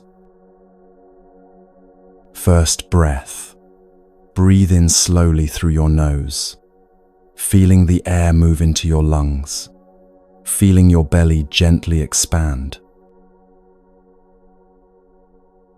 And breathe out through your mouth, letting everything soften, letting the breath carry away any tension you're holding. Second breath, in through your nose again, deeper this time if that feels comfortable, filling your lungs completely. And out through your mouth, slow and steady, like you're gently blowing out a candle. Third breath, one more time, breathing in all the way, feeling yourself expand with the inhale. And releasing fully, letting the exhale be just a bit longer than the inhale, letting your body sink into whatever's supporting it. Notice how you feel now compared to 3 breaths ago. Maybe just slightly different. Maybe a little more present, a little more grounded, a little less caught in the swirl of thoughts. That's the power of breath. Simple, accessible, always available. You don't need to breathe perfectly. You don't need to count to a certain number or hold it for a certain length. You just need to notice it, to be with it, to let it remind you that you're alive right now, in this moment. When anxiety starts building, when thoughts start spinning, when you feel yourself disconnecting from your body and getting lost in your head, come back to your breath. Not as a technique to manipulate your way out of discomfort, but as a way of anchoring yourself in what's real, in what's happening now, in the simple, physical fact of being alive and breathing. The breath is medicine. the simplest medicine, the deepest medicine. And your body, this precious human birth, this temporary vehicle, this messenger that's been trying to talk to you for so long, is waiting for you to come home. You don't need to be more flexible, or more fit, or more anything. You just need to listen, to notice, to feel your feet on the earth and your breath moving in and out, and the sensations arising and passing in each moment. This is the third gate, returning to the body. Not as an escape from the mind, not as a way to avoid your thoughts, but as a way of becoming whole again, integrated, present in the fullness of your human experience. When you live in your head alone, anxiety has endless space to grow, endless room to build its catastrophic scenarios. But when you come back to your body, when you feel the ground beneath you and the breath moving through you, you return to what's actually happening rather than what your mind fears might happen.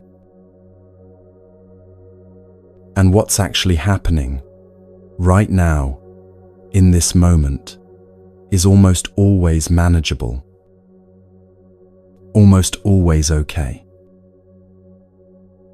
Your body knows this. It's been trying to tell you. And now, finally, you're beginning to listen.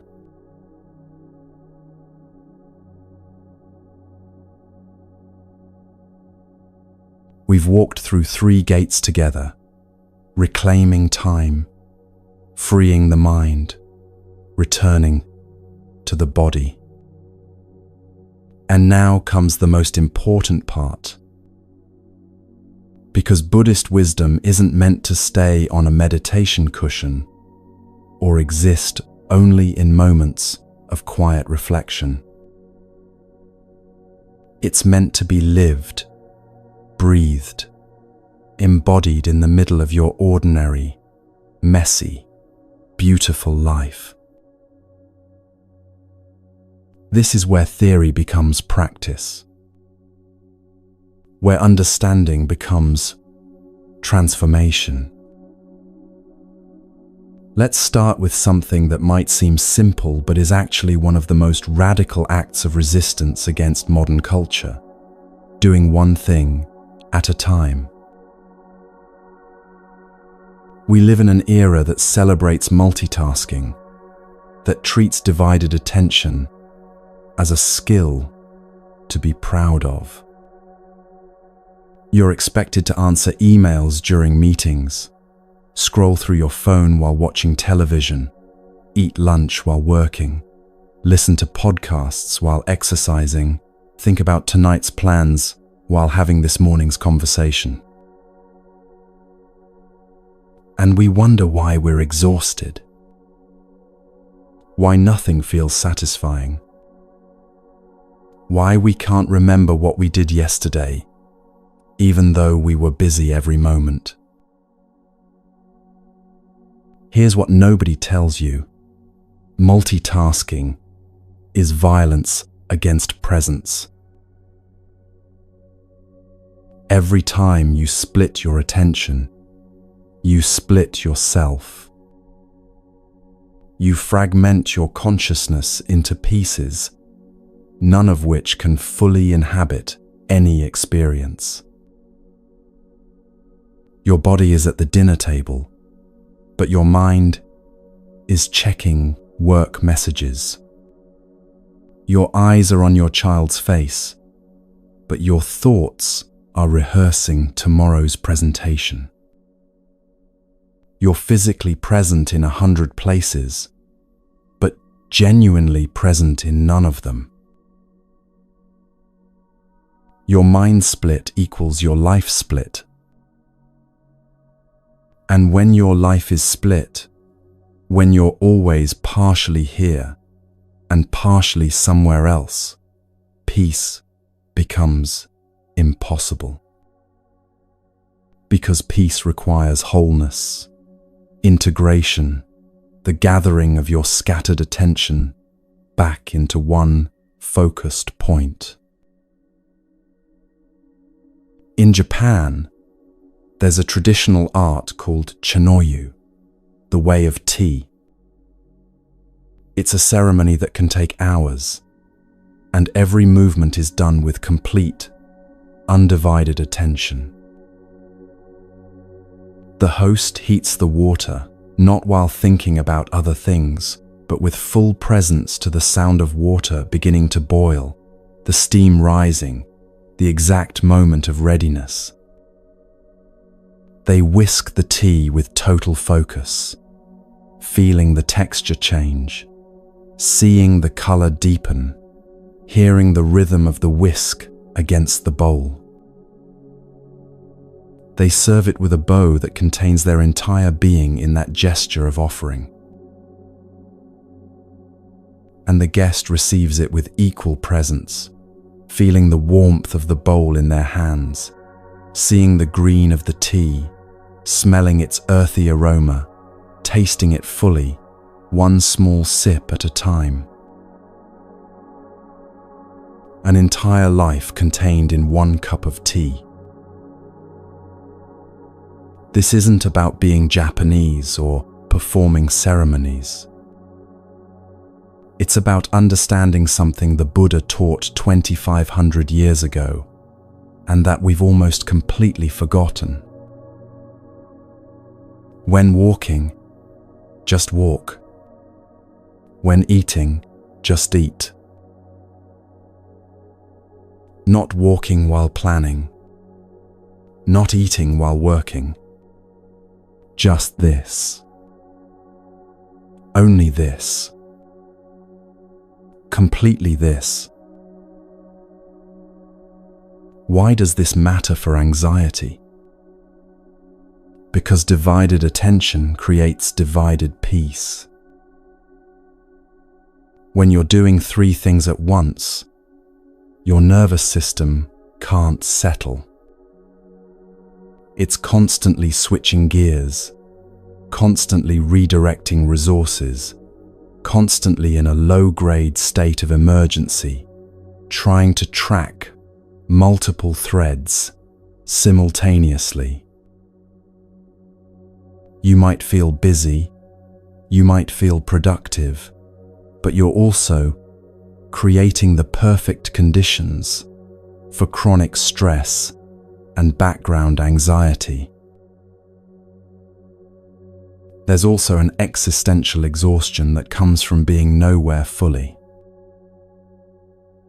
You're at work thinking about home. You're at home thinking about work. You're with your family, but mentally reviewing your to-do list. You're on vacation, but checking email. Where are you actually? Nowhere. And that nowhereness, that constant partial presence, that perpetual sense of being between places, rather than in any place, is exhausting in a way that no amount of sleep can fix. Let me give you something practical, something you can try today. Wash one dish with complete attention. Not the whole sink full, just one dish. Feel the temperature of the water on your hands. Notice the texture of the soap, the way it bubbles and spreads. See the light reflecting off the surface of the plate as you clean it. Hear the sound of water running, of your hands moving across ceramic or glass. Feel the weight of the dish, the smoothness, As food residue comes away, the satisfaction of seeing it become clean. Just one dish. Nothing else. No podcast in your ears. No phone nearby. No thoughts about what comes next. Just washing this one dish as if it's the most important thing in the world, because in this moment, it is. This isn't productivity advice. This isn't about becoming better at chores or time management. This is freedom practice.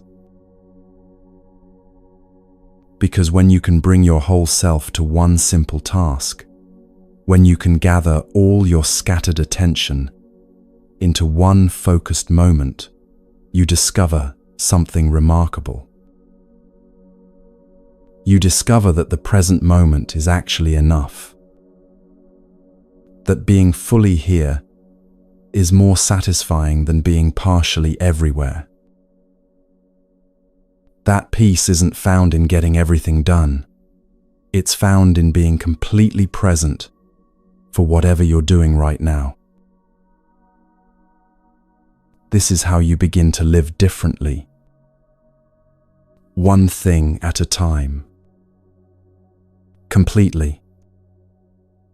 With your whole being gathered into this moment, this action, this breath. Now let's talk about a word that might be quietly running your entire life without you realizing it. Should. I should be further along by now. I should be calmer. I should have my life together. This shouldn't be so hard. They shouldn't have said that. The world shouldn't be this way. Every single should is a small act of violence against what is. Buddhism has a word for this, tanha, often translated as craving or thirst. But it's deeper than wanting things. It's the fundamental orientation of wanting reality to be different than it is right now. Wanting the pleasant to stay forever, wanting the unpleasant to leave immediately, wanting the neutral to become interesting. And should is how tanha speaks in your mind. Every should creates a war with reality. Reality says, this is what's happening. This. Your mind says, no, this should be different. And in that gap between what is and what you think should be, suffering takes root and grows. There's a story that's been told in Zen and Taoist traditions for centuries, and it illustrates this perfectly. There was an old farmer who had one horse. One day, the horse ran away. His neighbors came and said, "Such bad luck." The farmer replied, "Maybe." The next day, the horse returned, bringing 7 wild horses with it. The neighbors exclaimed, "Such good luck." The farmer said, "Maybe." The following day, the farmer's son tried to ride one of the wild horses and was thrown off, breaking his leg.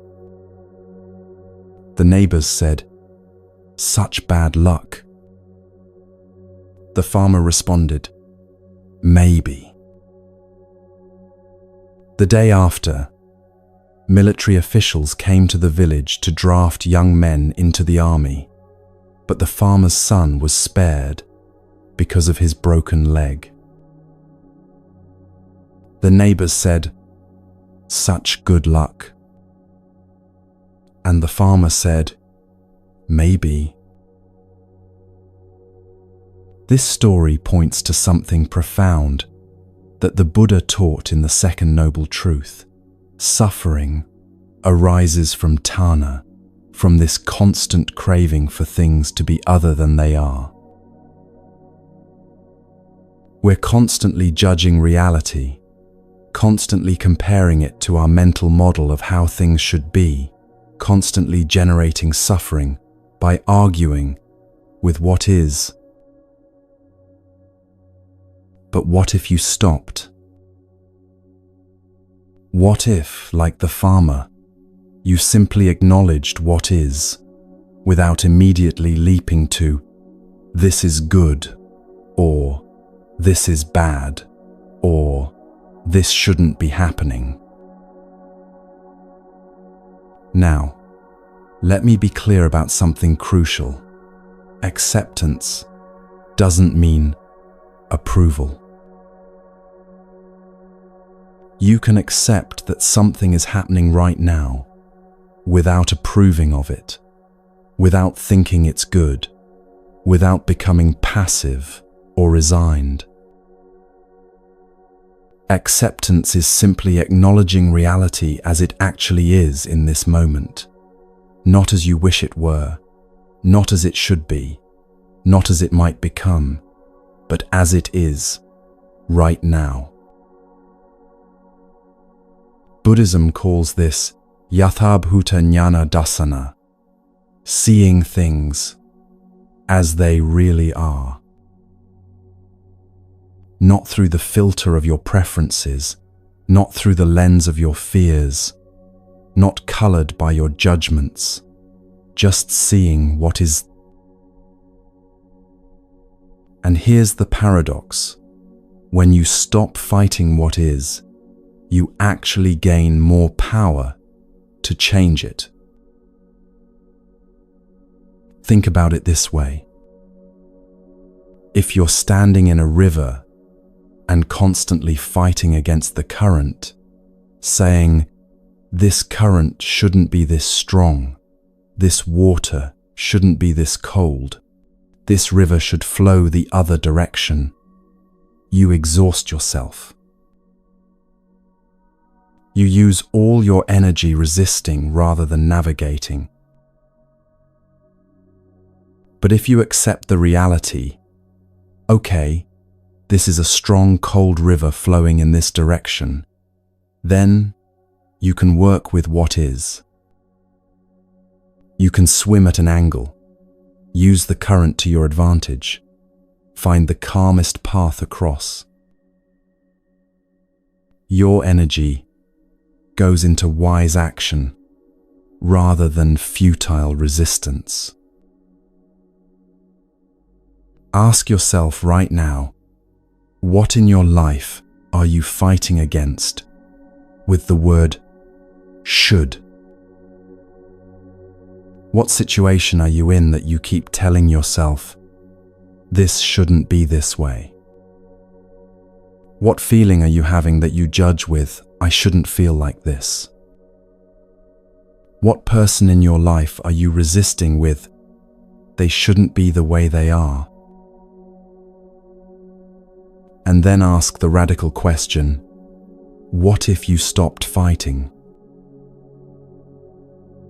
Not stopped caring, not stopped acting, but stopped arguing with reality.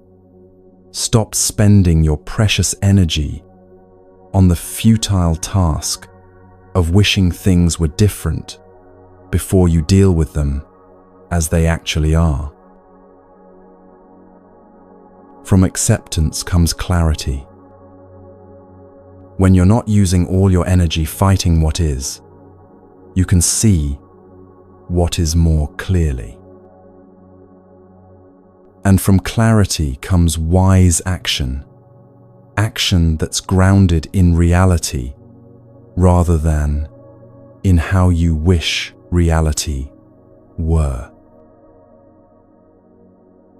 This releases enormous trapped energy.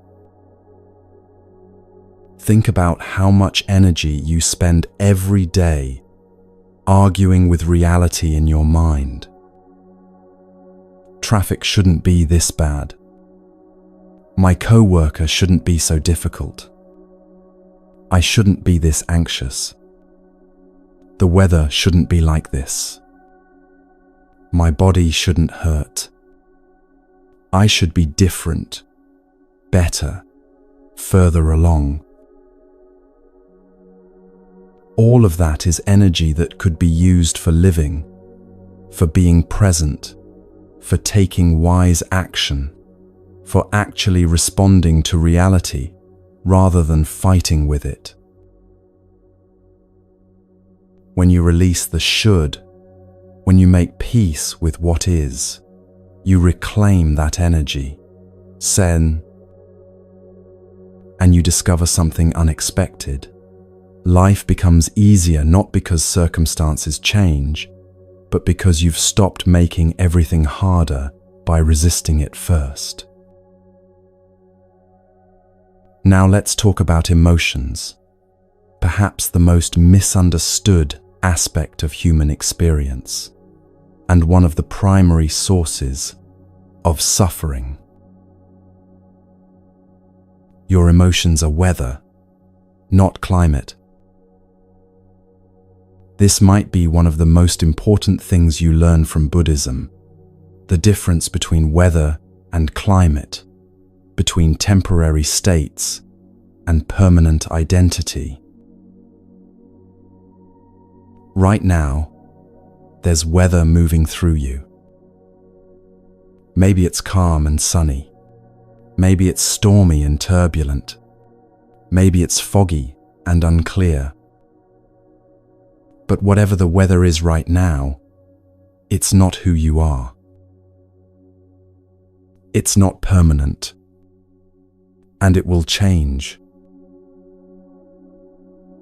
The practice Buddhism teaches is called Vedananupassana, observing feelings or sensations without clinging to them.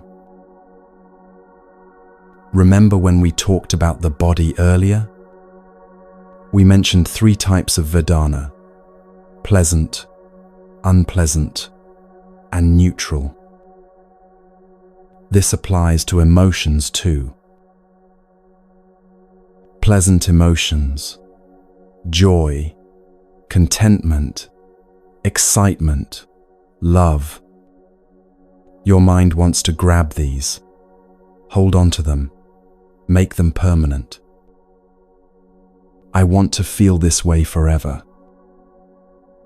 And when they start to fade, because they always do, you suffer from the loss, from the grasping, from trying to keep something that was never meant to stay.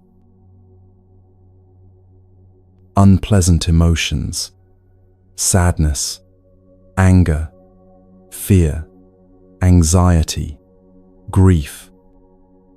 Your mind wants to push these away immediately, resist them, make them stop. I shouldn't feel this way. This is terrible. I need to fix this right now. And that resistance, that pushing away, often makes the emotion intensify and last longer than it would have if you'd simply allowed it to be there and pass. Neutral emotions, that baseline state when nothing particularly intense is happening. Your mind finds this boring, unsatisfying, and immediately starts seeking something more interesting, creating drama or worry just to have something to feel. This is how suffering is created around emotions, not by the emotions themselves, but by your relationship to them. The clinging, the aversion, the denial that they're impermanent. But what if you could feel all your emotions without becoming them? What if you could experience anger without being an angry person? Feel sadness without believing you're a sad person? Experience anxiety without identifying as an anxious person? There's a story about a Zen monk who was known for his equanimity, his unshakable peace.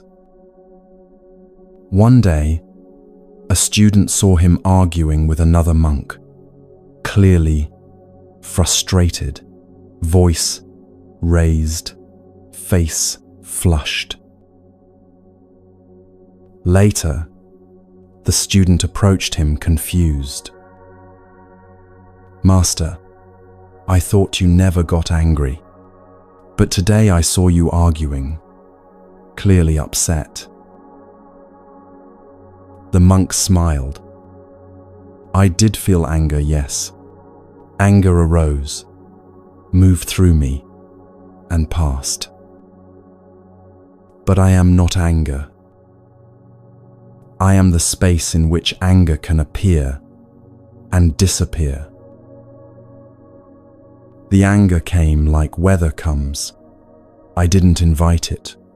I didn't fight it. I didn't become it. I let it move through me like wind moves through trees." This is the practice, not suppressing emotions, not pretending you don't feel what you feel, but also not identifying with emotions as if they define you. I notice sadness is very different from "I am sad."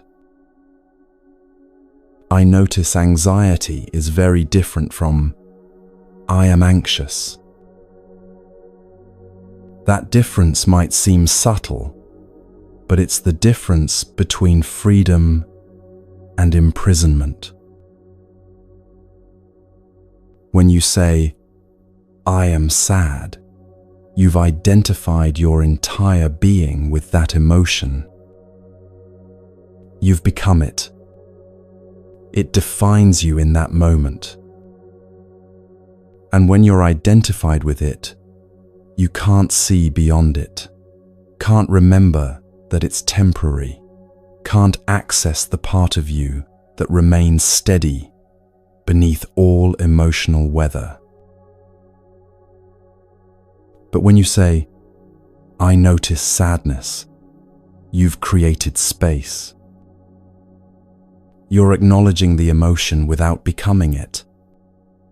You're the observer, the witness, the awareness in which sadness can appear without consuming your entire identity.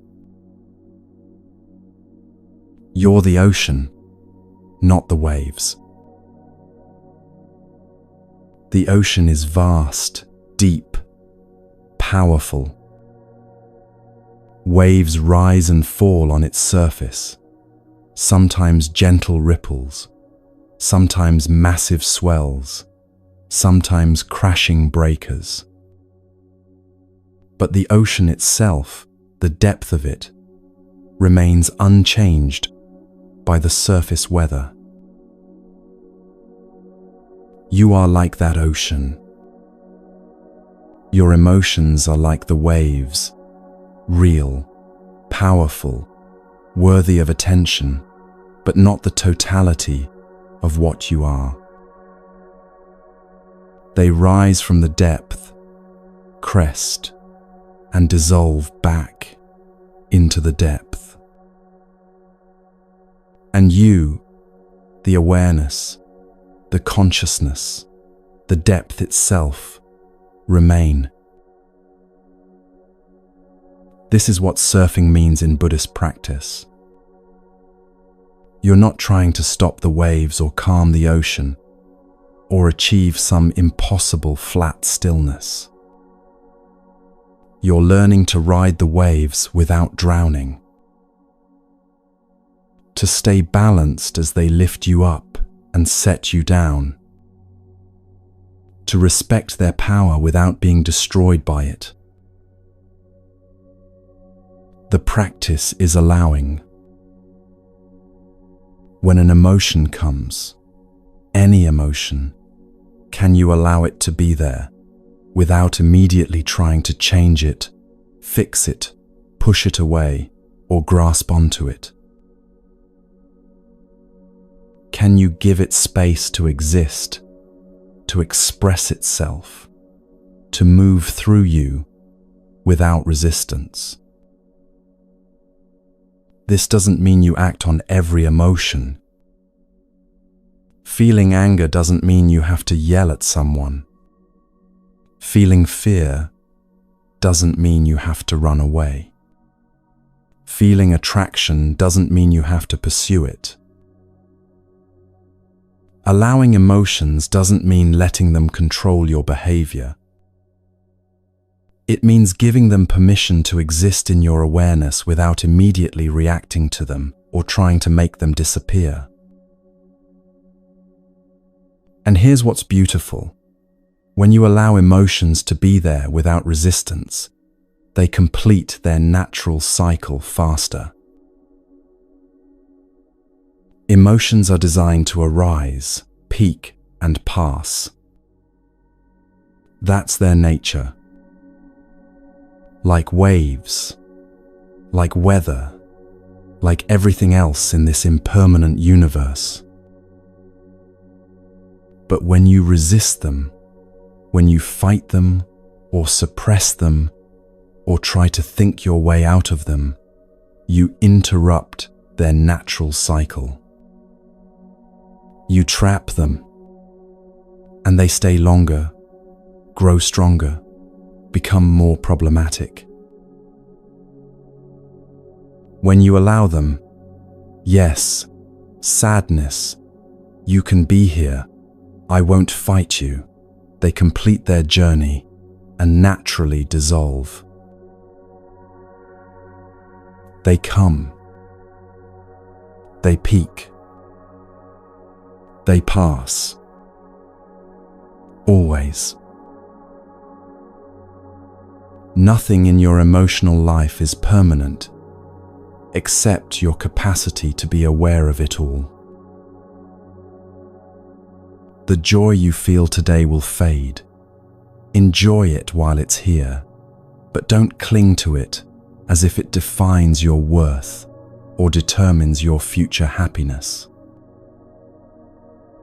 The sadness you feel today will also fade. Honor it, feel it. Let it teach you what it has to teach, but don't believe it will last forever or that it defines who you are. This is how you live with your emotions without being ruled by them. This is how you feel everything without being destroyed by anything. This is how you remain human, fully feeling, fully alive, without losing yourself in the storm. The weather changes. Always. But you remain. And in that remaining, in that steady awareness that holds all emotions without being defined by any of them, you find a peace that doesn't depend on circumstances, a stability that exists beneath the surface turbulence, a freedom that was there all along, waiting for you to recognize it. You're not your emotions. You're not your thoughts. You're not the weather. You're the vast, spacious, unchanging awareness in which all of this appears and disappears, arises and passes, comes and goes, like waves on an infinite ocean.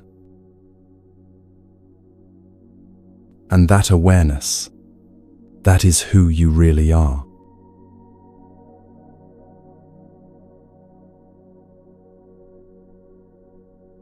There's a teaching at the very heart of Buddhism that, once understood, changes everything about how you experience life, anxiety, joy, pain, and every moment in between. It's called anicca, impermanence. Nothing lasts.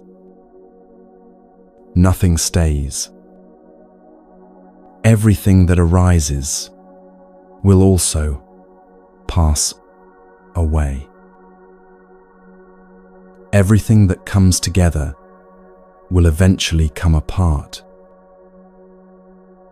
Every beginning contains its ending, and every ending contains the seeds of a new beginning. This isn't meant to be depressing. In fact, it's the opposite. It's one of the most liberating truths you'll ever encounter.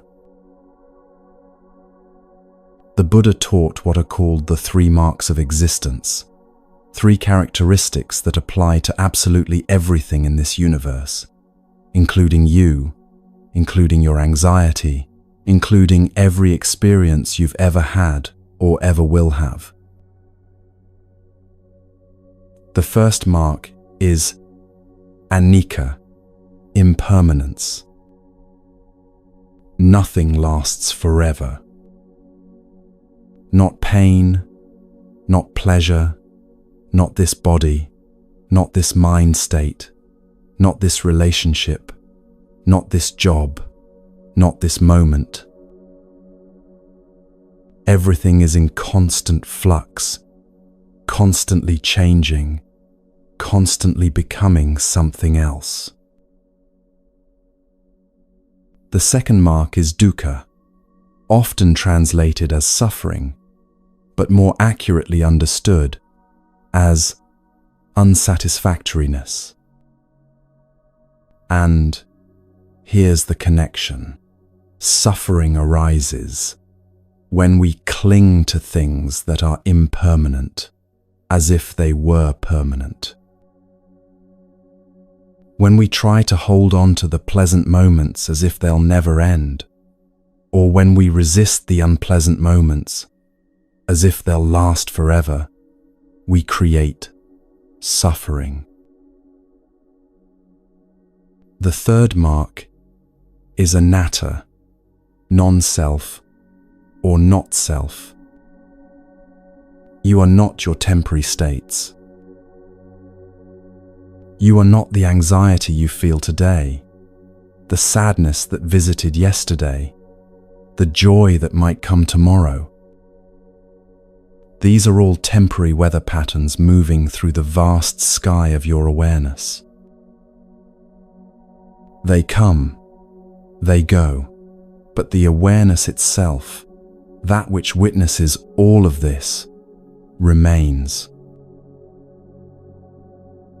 These 3 marks work together, and understanding them transforms your relationship with anxiety specifically, and with life in general. Let me share a story about a mother who learned this teaching not from a book or a teacher, but from watching leaves fall. Her name was Chen, and she'd been struggling with profound grief after her teenage daughter was diagnosed with a chronic illness. Every day felt heavy, impossible, like walking through mud that never ended. She was drowning in the fear of what might happen, the anger at what had happened, the desperate wish that things could go back to how they were before. One autumn afternoon, sitting in her backyard, she watched leaves falling from the old maple tree. One by one, they released their grip on the branches and drifted down, some spinning, some gliding, each one making its own unique journey to the ground. She watched a particular leaf, bright red, beautiful, still clinging to a high branch. It held on through several gusts of wind, trembling but refusing to let go. She found herself identifying with that leaf, thinking about how she was holding on too, refusing to accept what was happening, fighting against the reality of her daughter's illness. And then the leaf let go. Not because it was forced, not because it gave up, but because it was time. It released, and instead of falling with violence or tragedy, it floated, graceful, gentle, finding its way down in its own time, landing softly on the earth where it would become nourishment for the tree's roots, helping new life grow when spring came. In that moment, Chen understood something profound. Everything has its season. Everything changes. Her daughter's health had changed and would continue to change, and fighting against that change was exhausting her, preventing her from being fully present for the life that was actually happening right now. She couldn't control whether her daughter got better or worse. But she could stop clinging to how things used to be. She could stop resisting how things were now. She could, like the leaf, release her grip and trust the process, even when she couldn't see where it would lead. This is the wisdom of impermanence. It's not about giving up or becoming passive. It's about recognizing what's true, what's real, what you can and cannot control. And in that recognition, finding a different kind of peace. You know the phrase, "This too shall pass." You've probably heard it 1,000 times, maybe even said it to yourself or others. But have you really felt its truth? This too shall pass. Both the pain and the joy. That's the part people often miss. They think of impermanence only when they're suffering, as a comfort. This won't last forever. But impermanence applies to everything equally. The anxiety you're feeling right now, it will pass. The joy you felt last week, that passed too. The love you're experiencing today, its current form will change. The anger, the peace, the confusion, the clarity, all of it is temporary. All of it is weather moving through. And here's where it gets interesting. When you truly understand this, when you feel it in your bones, you stop clinging so desperately to the good and resisting so violently against the bad. The anxiety of holding on is exhausting. Trying to make the pleasant moments last forever, trying to prevent the unpleasant moments from arriving, trying to control the uncontrollable. This is where so much of your suffering comes from.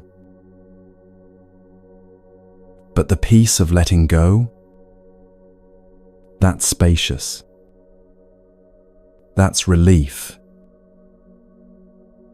When you stop trying to freeze time around the good moments and stop trying to fast forward through the difficult ones, you can finally be present for your actual life as it unfolds, moment by moment, breath by breath. Why is impermanence liberation rather than sadness? Because it means nothing is stuck. Your current circumstances aren't permanent. Your current emotional state isn't permanent. Your current limitations aren't permanent. Even your anxiety, the thing that might feel like it's been with you forever and will never leave, even that is subject to change, is changing right now as you listen to these words. You've survived 100% of your worst days. Think about that for a moment. Every time you thought, I can't handle this, you did. Every time you believed, this will never end, it did. Every time you felt certain you wouldn't make it through, you made it through anyway. Not because you're superhuman, but because impermanence is a law of nature. Things change. Pain changes. Circumstances change. You change. Take a moment now and remember a time you thought would never end. Maybe it was heartbreak that felt like it would kill you. Maybe it was a job situation that seemed impossible to escape. Maybe it was a period of depression or anxiety that felt endless, like drowning in dark water, with no surface in sight. And yet, here you are. That moment passed. That period ended. Somehow, even though you couldn't see how at the time, you moved through it and came out the other side. This isn't to minimize what you went through or what you might be going through now. Pain is real. Difficulty is real. But so is impermanence. And when you remember that every difficult period in your past eventually passed, it becomes a little easier to trust that this current difficulty will pass too. Not because you forced it to, not because you were strong enough or positive enough, but because change is the nature of things. The river keeps flowing. The seasons keep turning. The breath keeps moving in and out. And your experience keeps shifting, evolving, becoming something new, moment after moment after moment. This understanding, truly feeling it, not just intellectually knowing it, this is what allows you to hold your experiences more lightly. You can feel anxiety without believing it's a permanent condition. You can feel sadness without identifying as a sad person. You can experience difficulty without concluding that your whole life is difficult. Everything is temporary. Everything passes. And that's not a tragedy. It's the greatest relief you'll ever encounter. Now here's where this teaching becomes even more profound, more precious, more relevant to how you actually live your life. If everything is impermanent, if nothing lasts, if this moment will never come again in exactly this way, doesn't that make each moment, infinitely valuable. Impermanence isn't just about relief from pain. It's about waking up to the preciousness of now. When you know time is limited, when you truly feel that this conversation, this breath, this sunset, this embrace will never happen again in exactly this way, presence becomes natural. Not forced, not performed, but natural. You stop postponing your life. You stop saying, "I'll be happy when," "I'll relax after," "I'll appreciate things once." Because you realize that there is no guaranteed future moment where everything will be perfect, and you'll finally allow yourself to be present. There's only now. This now. This breath that's happening right now and will never happen again. There's a beautiful Zen story about this that has stayed with me for years.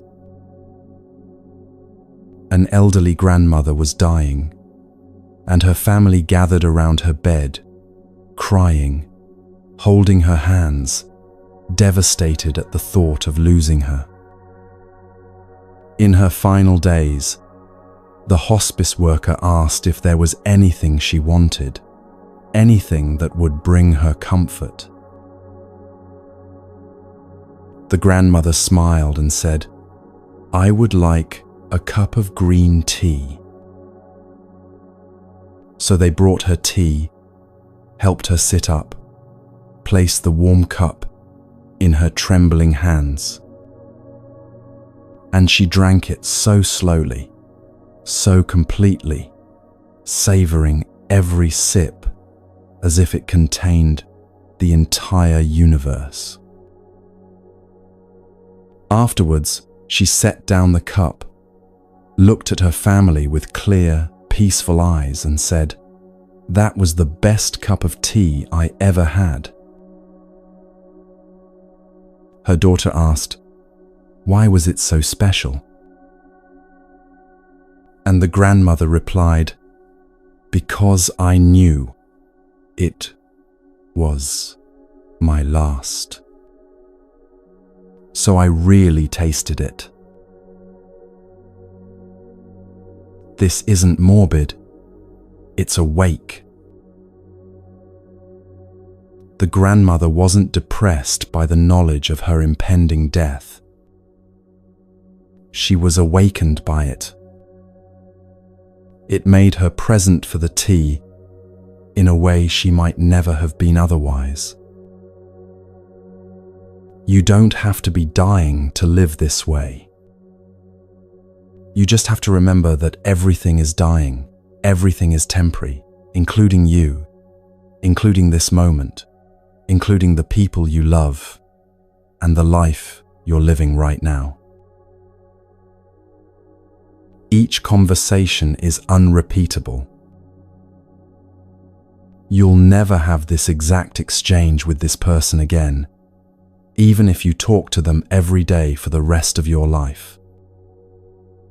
This version of them, this version of you, this moment in time, it's happening once. Each breath is a gift. Not metaphorically, but literally. You're breathing right now, and you have no guarantee of the next breath, even though you assume it will come. Each inhale, each exhale is a gift you're receiving moment by moment. When you understand impermanence deeply, gratitude becomes effortless. Not because you're trying to be positive or spiritual, but because you genuinely recognize how precious and fragile and temporary everything is. Let me ask you something right now, and really take a moment to consider it.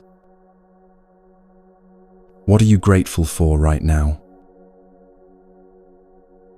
Not what should you be grateful for, according to someone else's standards, not what you're supposed to appreciate, but what actually touches your heart in this moment. Maybe it's something big, your health, your loved ones, a roof over your head. Maybe it's something small, the softness of the blanket you're wrapped in, the sound of rain outside, the fact that you have time to listen to this right now. Whatever it is, let yourself feel it for a moment. Not just think about it, but feel the appreciation in your body, in your heart. And then remember, this thing you're grateful for is also impermanent. It won't last forever in its current form, which makes it even more precious, doesn't it? This is the practice, holding everything lightly, but appreciating it deeply. Knowing it will change while loving it as it is. Not clinging out of fear of loss, but cherishing because of the reality of loss. This moment, exactly as it is, will never come again. Read that again, slower.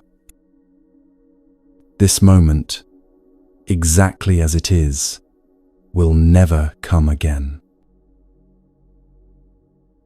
Not this configuration of light and sound and sensation.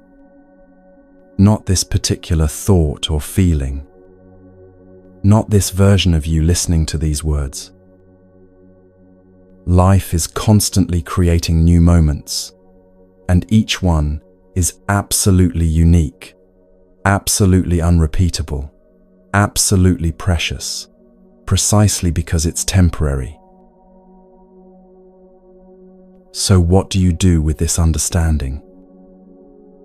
How do you live with the knowledge of impermanence? You soften. You soften your grip on how things should be and open your hands to how things are. You soften your resistance to change and become more flexible, more flowing, more like water that adapts to whatever container it finds itself in. You soften into the preciousness of now. Not in a desperate way, not trying to squeeze every drop of meaning out of each moment until you're exhausted, but in a gentle way, just being here, just noticing, just appreciating that you're alive right now, that you can feel and think and breathe and experience this extraordinary thing called existence. The anxiety you carry often comes from trying to make things permanent that aren't, trying to control the uncontrollable, trying to guarantee a future that can't be guaranteed.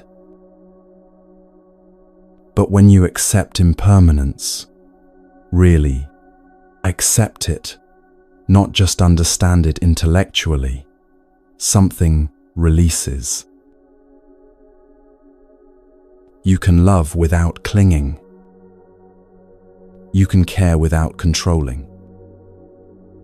You can hope without demanding. You can live fully while holding it all lightly, knowing that nothing lasts, and that's exactly what makes it beautiful. The cherry blossoms are treasured in Japan not despite their brief bloom, but because of it. They last only a week or two, and people gather from all over to witness them, to sit beneath them, to appreciate their fleeting beauty. If cherry blossoms bloomed year-round, would anyone notice them? Would anyone plan trips to see them, write poems about them, weep at their beauty? It's the impermanence that makes them precious. And your life is the same. These days, these hours, these moments with the people you love, these experiences you're having right now, they're precious precisely because they won't last forever. So what are you waiting for? What appreciation are you postponing until later? What presence are you delaying until circumstances are perfect? What love are you holding back until you're sure? Later might not come. Perfect might never arrive. Certainty doesn't exist. But now is here. Imperfect, uncertain, temporary, absolutely precious now is here. And you have a choice in this moment and in every moment to be fully here for it, or to continue postponing your life until some imaginary future moment when everything aligns just right. The wisdom of impermanence teaches you that the time to live is now. Not because you might die tomorrow, but because this moment is the only one that actually exists. Yesterday is gone, tomorrow hasn't arrived, and this moment, this precious, fleeting, unrepeatable moment, is all you ever really have. So take a breath, a full, conscious, appreciative breath. Feel the air moving in. Feel it moving out. Feel yourself here, alive, present. This breath will never happen again. This version of you will never exist again. This moment of awareness is completely unique in the history of the universe. That's not pressure. That's not meant to make you anxious about missing out or doing it wrong. It's an invitation to wake up, to be here, to let the preciousness of impermanence soften you into deeper presence, deeper appreciation, deeper love for this temporary, beautiful, constantly changing life you've been given. Everything passes. The pain passes. The joy passes. This moment passes. And that's not sad.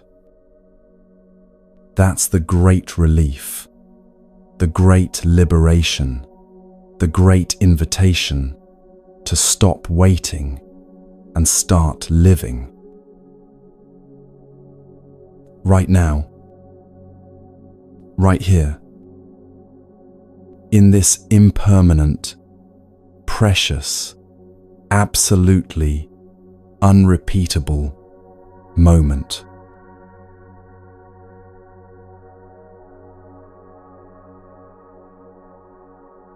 You don't need a mountaintop. You don't need a monastery in Tibet or a silent retreat center in the forest.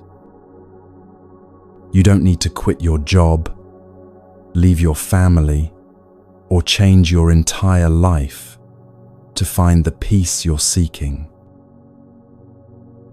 What you need is much simpler, much more accessible, and much more powerful than you might think.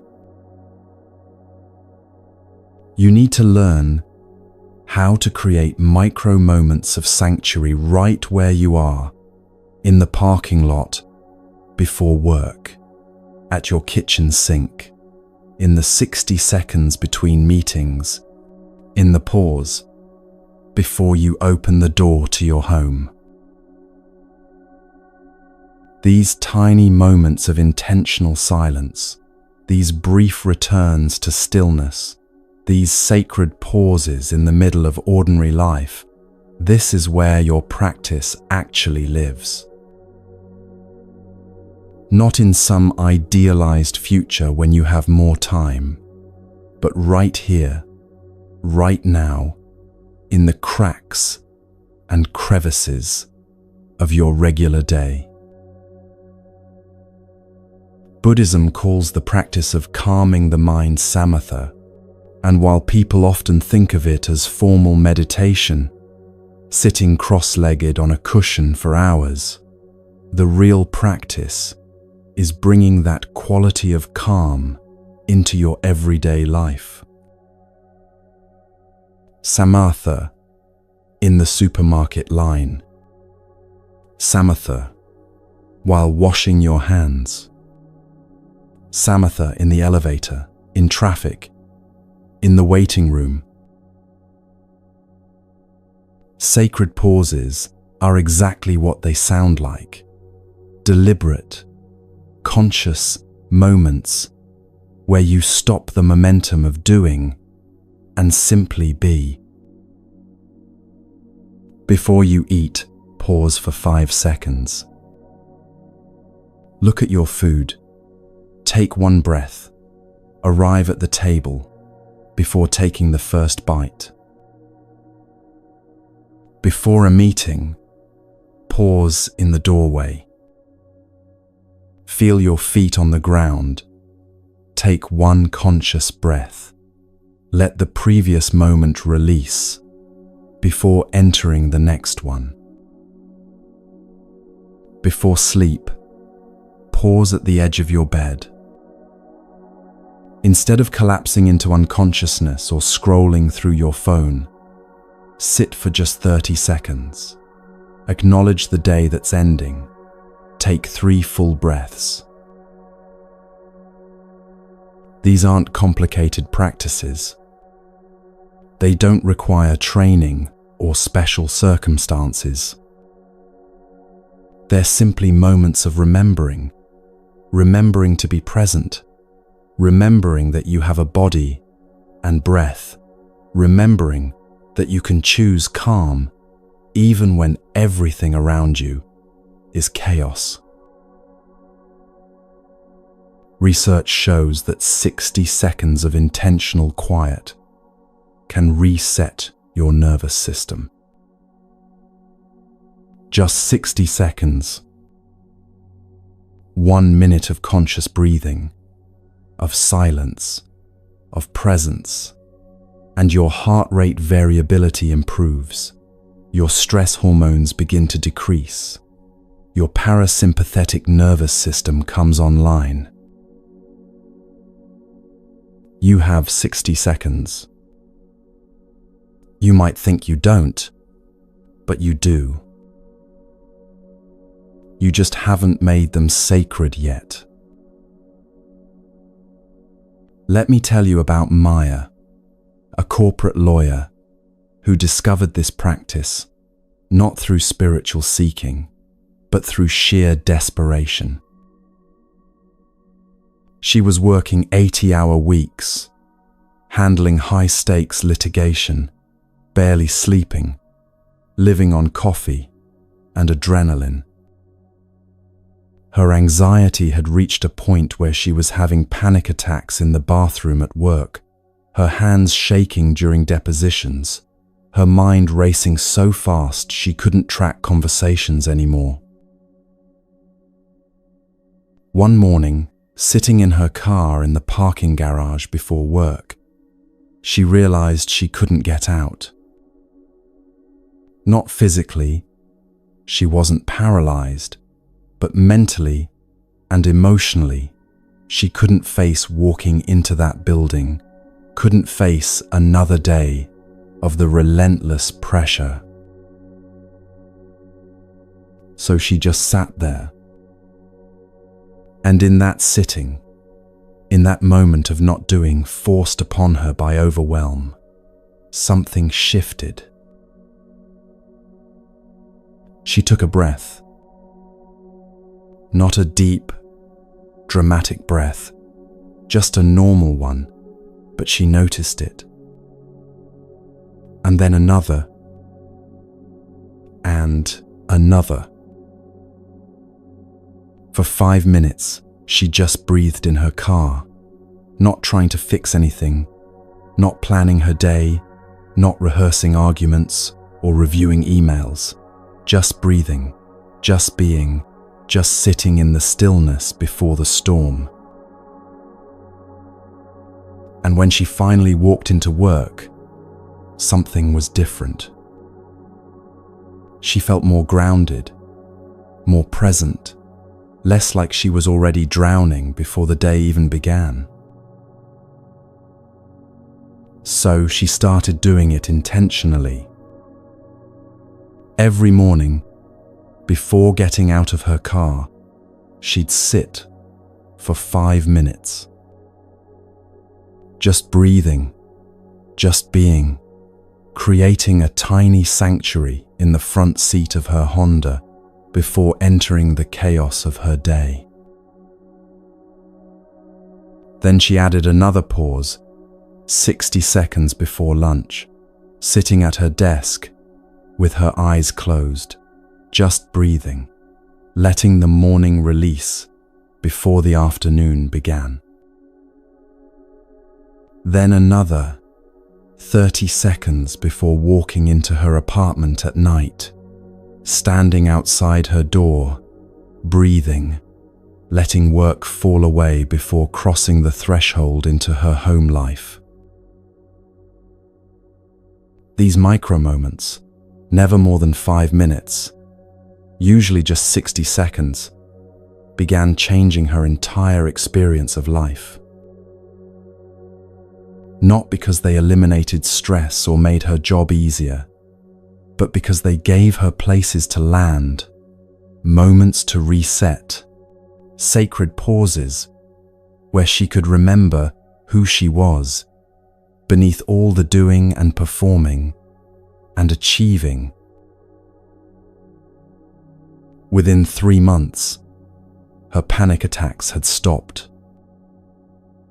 Not because she'd changed jobs or circumstances, but because she'd changed her relationship to those circumstances.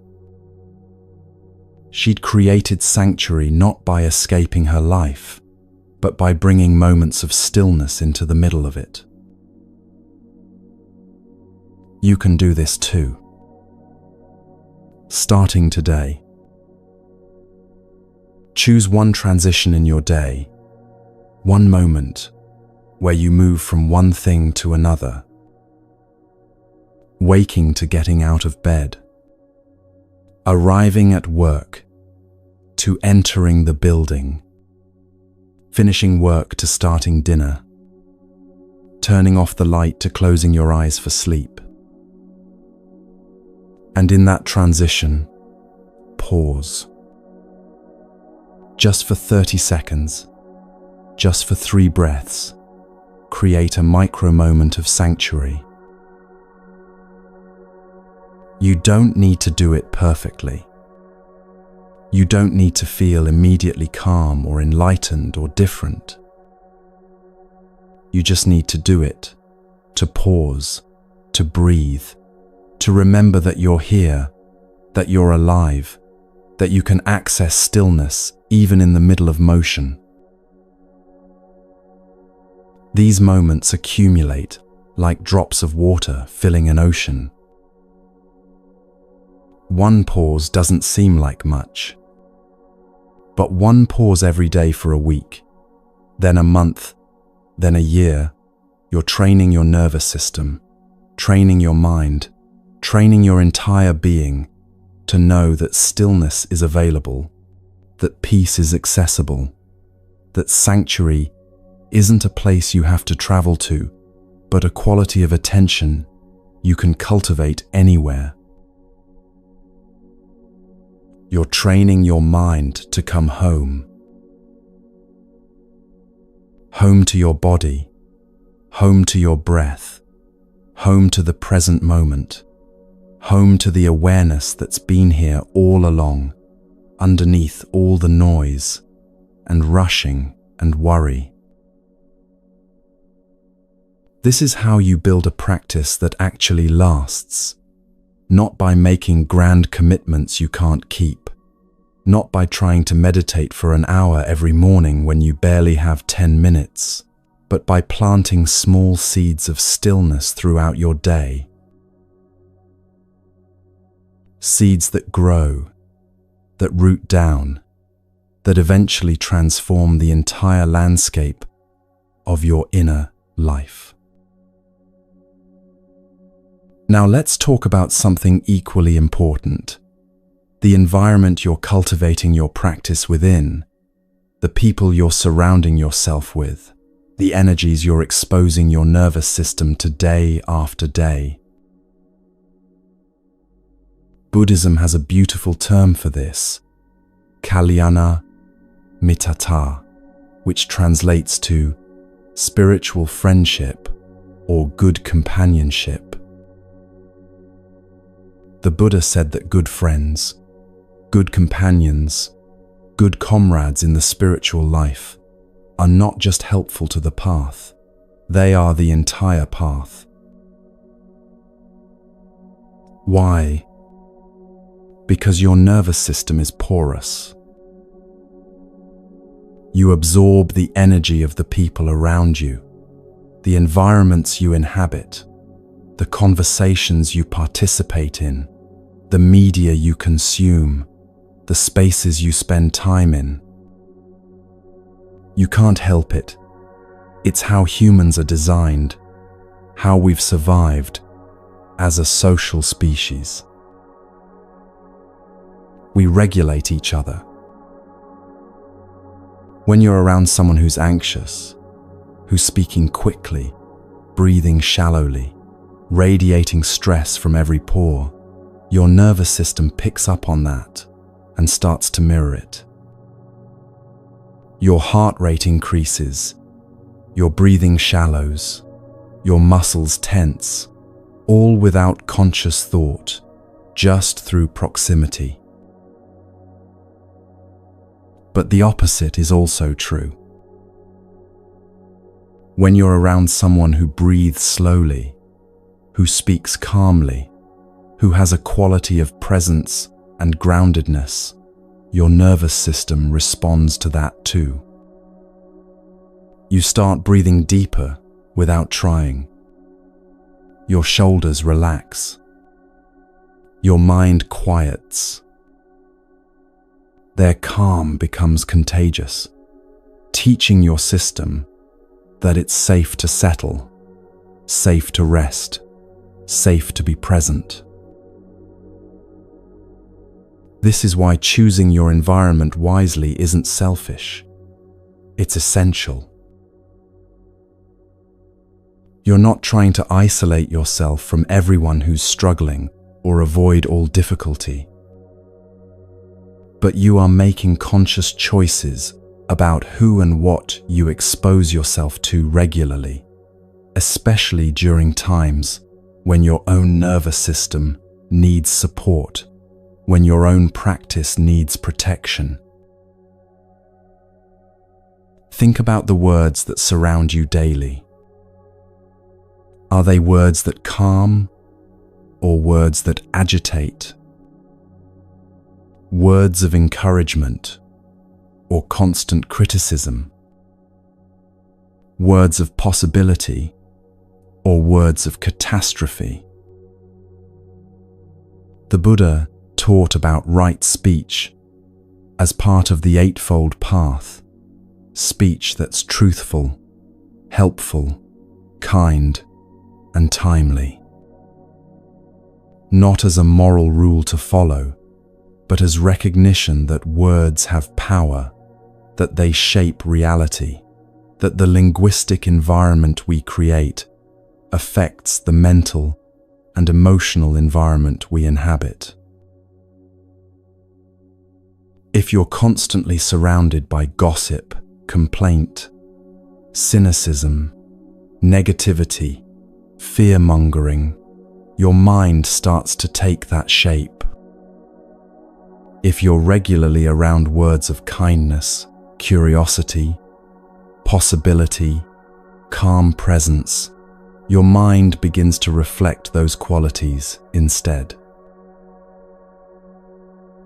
The same applies to physical environments. A cluttered, chaotic space creates internal clutter and chaos.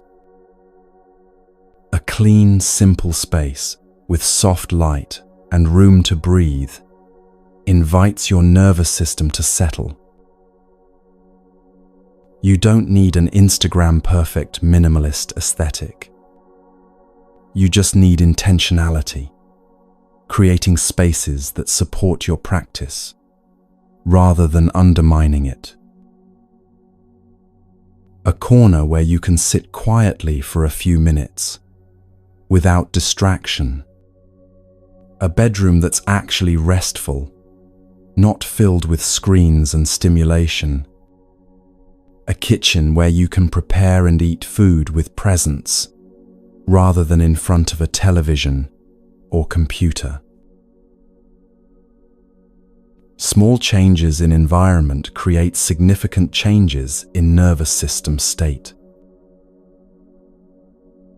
There's a story about a monk named Ajahn Chah, who was known for his wisdom and peace. When he was younger, he spent years going from teacher to teacher, monastery to monastery, seeking the perfect environment for enlightenment. He'd arrive at a monastery, practice intensely for months, then decide the environment wasn't quite right, too noisy, too quiet, too many rules, not enough structure, wrong kind of meditation, and he'd leave to find the next place. This went on for years until he met an old teacher in the forest who asked him a simple question: are you looking for the perfect place, or are you looking for peace? Ajahn Chah realized he'd been confusing the two. He'd been believing that peace would come from external circumstances, that if he just found the right environment, the right community, the right conditions, then his mind would settle. But the teacher showed him something different. You create the environment through your practice, through your presence, through the quality of attention you bring. Certainly, some environments support that more than others, and choosing wisely matters. But no external environment will give you what you haven't cultivated internally. So Ajahn Chah stopped seeking the perfect monastery and instead committed to one place, one community, one practice. He chose his companions carefully, people who were sincere, who practiced with dedication, who supported each other's growth, rather than feeding each other's drama. He cultivated right speech, right environment, right companionship, not as rules, but as recognition that these things matter.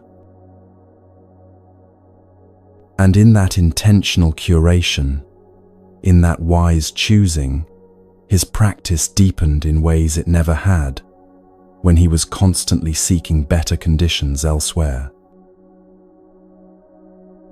You can do the same. Not by abandoning everyone in your life who's struggling, but by being intentional about who you spend your most vulnerable time with, what voices you allow into your head, first thing in the morning and last thing at night, what environments you create and maintain. Setting boundaries is compassion, not selfishness. Saying no to environments that dysregulate you isn't mean, it's wise. Limiting time with people who constantly stir up anxiety, who criticize rather than encourage, who pull you away from your center rather than supporting you to return to it. That's not abandonment, that's self-respect. You're not responsible for fixing everyone else's nervous system, but you are responsible for tending to your own. And when you surround yourself with calm people, calm spaces, calm words, calm practices, you're teaching your system what calm feels like, giving it permission to settle, showing it that peace is possible, that presence is natural, that you don't have to live in constant high alert just because the world is chaotic. Calm is contagious, but so is chaos. Choose wisely what you want to catch. Now we come to perhaps the most important teaching of all, one that brings together everything we've explored over these hours together. Just before the Buddha died, his students gathered around him, devastated, asking what they should do without him, who would guide them, where they should turn for wisdom. And he said something that's been passed down for 2,500 years. Atta Deepa. Be a lamp unto yourself. Or as it's sometimes translated, be your own light. This wasn't dismissive or distant. It was the deepest teaching he could give, that the guidance you seek, the peace you long for, the clarity you need, it's not outside you. It has never been outside you. When the outer world is chaos, and it often is, inner stability is not just possible, it's your birthright. You're not creating sanctuary through these practices. You're recognizing that you are the sanctuary. You are the space of awareness in which all experience arises and passes. You are the stillness that holds the storm, the sky that contains all weather, the light that illuminates everything without being dimmed by anything. This isn't self-help affirmation. This isn't positive thinking or manifesting or trying to convince yourself of something that's not true.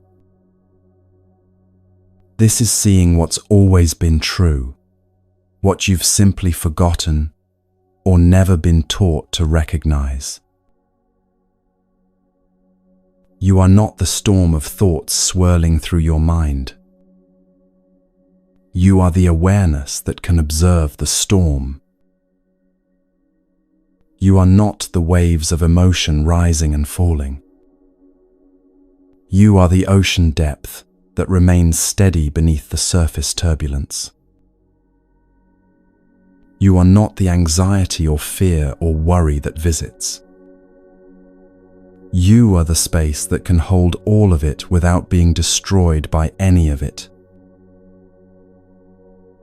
Take a moment and feel into this. Not with your thinking mind, but with your direct experience. Right now, in this moment, there's awareness here. Awareness of these words, awareness of your body, awareness of sounds around you, awareness of breath, awareness of whatever emotions or thoughts are present.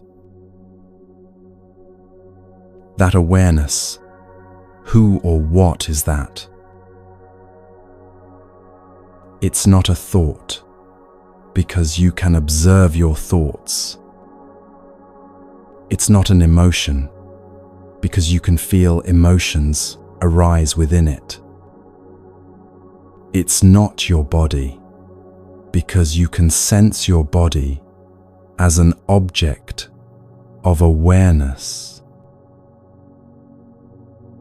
It's the witnessing presence, the consciousness itself, the space in which all experience happens.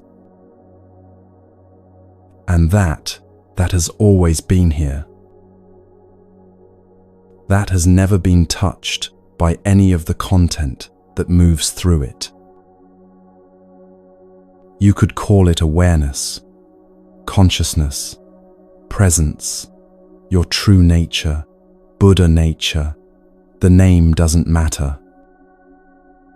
What matters is recognizing it, resting in it, knowing yourself as that, rather than as the temporary contents that move through it. I am the space that can hold it all. Not as an affirmation you're trying to believe, but as recognition of what's already true.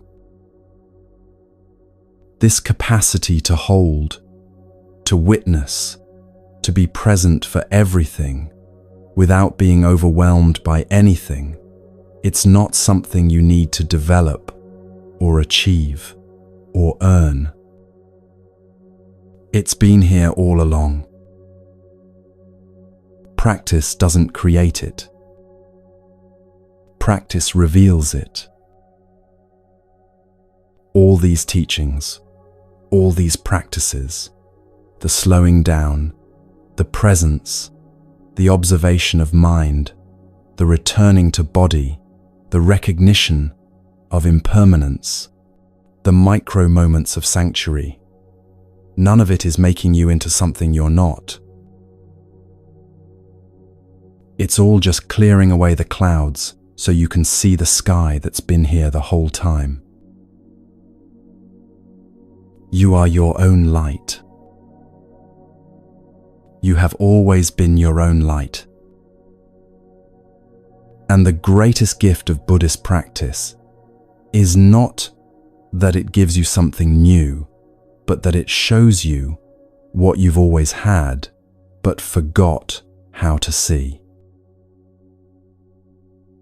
The anxiety, the thoughts, the emotions, the experiences, these are all weather patterns moving through the vast sky of your awareness. Real, powerful, worthy of attention and respect, but not who you are. You are the sky itself. Vast, spacious, unchanging beneath all the changing forms. And in that recognition, in that knowing yourself as awareness rather than as the contents of awareness, you find the sanctuary you've been seeking all along. Not somewhere else. Not in perfect circumstances. Not when everything is finally calm. Right here. Right now. In the midst of whatever is happening. You are the space that can hold it all. You always have been. And you always will be.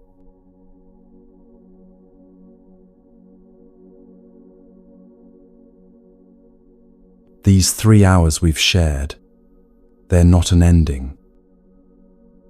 They're a beginning. Today is day 1 not the only day. The real practice doesn't happen while listening. It happens in your living, in your choices, in the moments when you remember to pause, to breathe, to return to yourself. The Buddha's final words to his students were, "Be a light unto yourself." You already have everything you need. The peace, the clarity, the capacity to hold it all. It's been inside you all along. And when anxiety returns, and it will, because you're human, know this. It's not failure. It's opportunity to practice, to remember what you've learned, to return to center one more time. Each return strengthens you. You're not going in circles. You're spiraling upward, growing, evolving, becoming more yourself with each practice. Be gentle with yourself on this journey. You're doing something courageous simply by seeking peace in a world that profits from your anxiety. Thank you for trusting this time with me. Know that you can return here whenever you need, whenever you want to remember. The Buddha taught something I want to leave with you. Peace comes from within. Do not seek it without. If this resonated with you, leave a simple comment, maybe just the words, "I am calm," and know you're part of a community, all of us breathing through this together. May you be peaceful. May you be present.